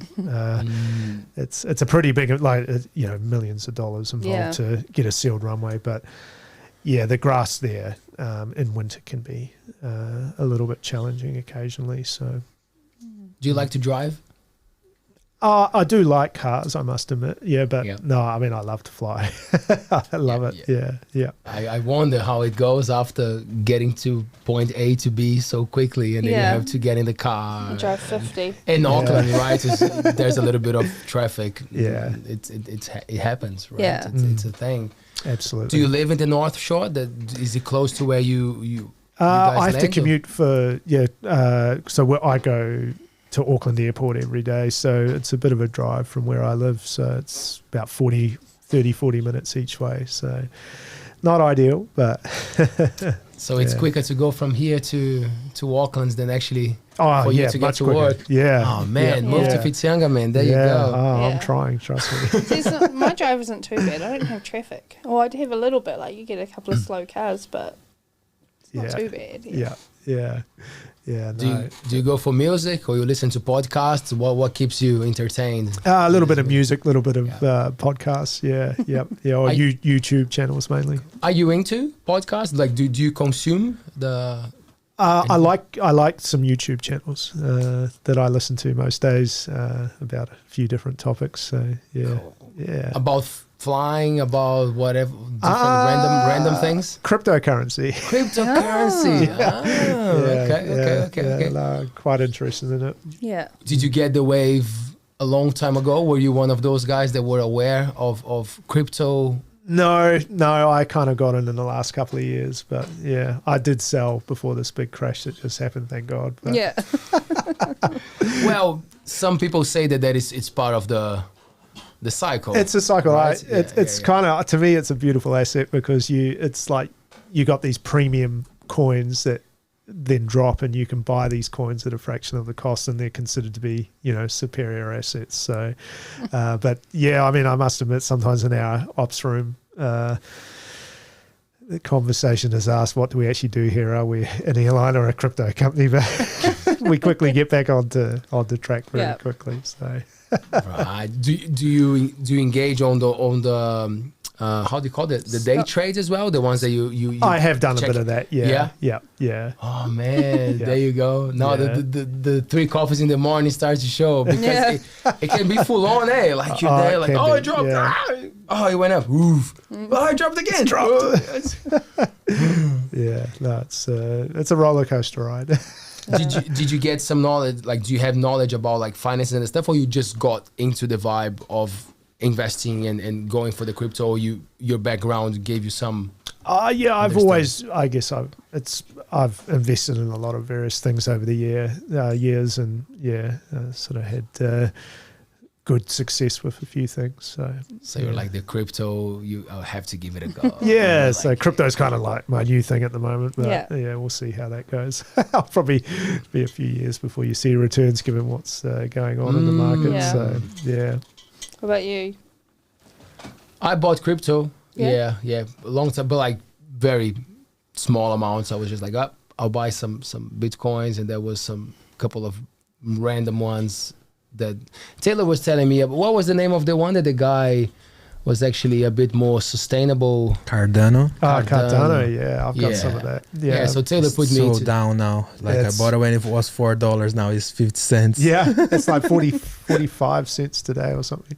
Yeah, so like I was just curious about what the thing was, and then Taylor was a bit more into it, so he explained to me. But I don't even check. I forget that I have it. Yeah, I wouldn't check now, man. Yeah. Wouldn't check. Don't check. It's bad. It's really don't bad. check. Yeah, don't check. Nah, yeah. I know that I have a little bit there, but it's just not a thing. Yeah. What about you? No, not at all. Not at all. No, it's just not something I confidently know enough about to, start. Yeah, it's there's a lot to learn. Like exactly. I kind of did this course to understand it a bit. Yeah.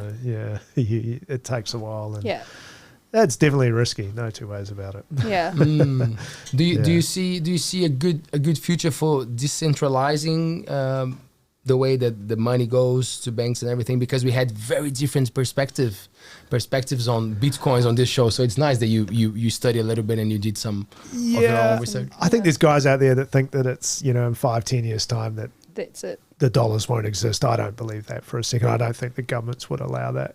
They'd just lose too much control.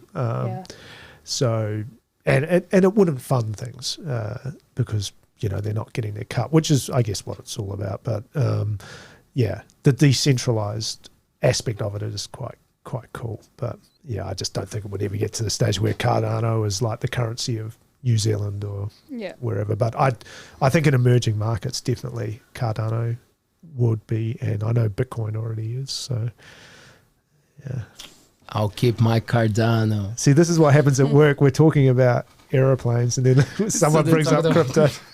And crypto takes over. Yeah. Hector, we're not going to talk about video games, man. So you don't worry. Hector is so surprised with the price of Bitcoin. He's checking here and he's like, whoa, it's $38,000. Yeah. But Hector, you know that you buy like 0.0000001 of them, right? Did you know that? Didn't know. It's new information to me. See, man, you're not just learning what to do behind the computers. You're getting some finance advice as well, man. Yeah, spend all my life savings on it soon. What do you have a plan for your savings, or it's just savings at the moment and see what? Nah, it's just savings at the moment. Okay. See where that ends up. Good, man. At least you're saving. My son, every time he gets money, he's like, V-Bucks. Let me buy V-Bucks. V-Bucks? Yeah, Fortnite. Oh God. Yeah. I know. Yeah. So he wants to buy V-Bucks, or he wants to be on Fortnite Crew or something, which is like a monthly subscription. And he's like, "That's only $20 a month." I was like, "Do you have $20 a month?" Yeah, no, we get hammered with that too. Oh, yeah. Various things. Do your children play as well? No, Video games? They're no, not they've of the got their age? own set of things that they're, Yeah. they're obsessed with. So, Yeah. I yeah. know Fortnite is one of mine. Yes. I love hearing about it. I have one more question from the audience. I think is our last one. Is Thames an alternative airport for you to land if Whitianga is closed due to weather? No. Because of the size of our aircraft, they're larger, and we operate under a route guide. So we pretty much fly exactly the same route every time we come here. And the only option is to go back to Auckland, unfortunately. But that, like, in the terminal, it's interesting with the disrupt conversation. Like, we typically, like I said, like our disrupts are minimal, and you hear these quite constant disrupt calls for like New Plymouth today. They shut New Plymouth essentially because the crosswind was too great, and it's just the downside of flying versus the road is that one in maybe 100 days you might have the chance that you might have to hop on the bus or whatever, but the trade-off is that it's a 25-minute flight and where you need to go as opposed to potentially 3, 4, 4.5, 5 hours. So yeah, it's minimal, but yeah, I mean, we are definitely still feeling out the uniqueness of the Coromandel weather. But yeah, I mean, it's going really well.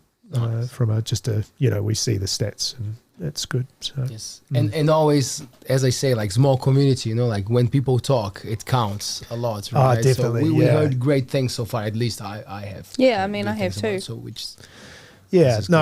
have to it's amazing, like just the great feedback we do get. We're really encouraged by it and excited to see the service going on. It's very hard to make small regional towns work with air services, and like I said, like I knew summer would have some viability, but to think that we've just had our biggest month in the 7 months of doing this. Last month was our biggest month, and then this month's looking really good. And it's, I think once we get to October, I mean, the big kind of announcement that we've been working on with Whitianga is that we're going to a 3 times daily from the 4th of December. So we're really excited by that. And I think that's going to see the route cement its ultimate success and be as good as our other routes are. Yeah. And yeah, it's just because of that support from the population. It's just great. Fantastic. Yeah, look at that. cool. Ooh. Yeah, I like it. Yeah. It's gonna be a big summer. We've been looking forward to it. Hey, it's been too long. Yeah. It's been too long. That's cool, man. Yeah. Okay, so Grant, give us a little bit of information, like to find the prices, to find the times for the flights. Are you guys on social media? Well, we got beautiful merch here. Yeah, these are cool. Yeah. Can you put on the main camera for us, Hector? Man, the t-shirts are so cool. Where's the other one, Taylor? Yeah, bottles and stuff. Throw that one away. Boom. I'll put on this one here, Hector. My camera. Leroy, look at this. Woo! This one is mine. But you can get yours. Yeah, no, we've On the website. our merch stores actually. Yeah, it's going really well. So for schedule pricing, everything, our website www.barrierair.kiwi, and our 0800 number 0800 800 600, and we are finding that pretty much everything can be done on our website these days. And give us a call if you have any issues, something that can't be done. 2 fare types. We've got the economy seat, which with Whitianga at the moment we're doing that at $99. That's the standard price. We also do have some economies that are as cheap as $35, just depending on the schedule. Our what we call premium seats are $112 at the moment. And they main difference between the economy and the premium is the flexibility. And if you need to change, you can change up to 2 hours prior, and without penalty. And also you can get a refund if required to, if you would like to cancel. Nice, good deals. Yeah, good deals. Yeah, it's pretty cheap. So it's sort of helping us out heaps at the moment.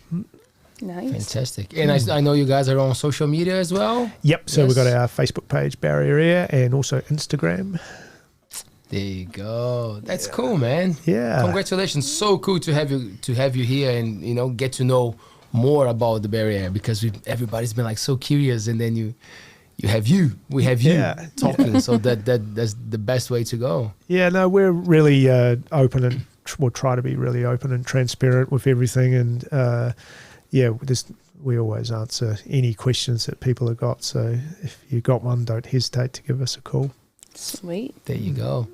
Before we finish, would you like to do you have any other questions, you guys, on the desk? Everybody's happy? Christine? No, I'm good. I'm looking forward to my first flight with Barry Air. Hopefully soon. Yeah, it'd be great to have you on board. Yeah. Let's go for a ride. Cool. Go for a ride. Yeah. Sounds good. So thank you very much, Papa. Thanks, Hector. Thank you, Christine. Grant, what a pleasure, my friends. Thank you so much. Thanks, Leo. Appreciate it. Thanks, Christine.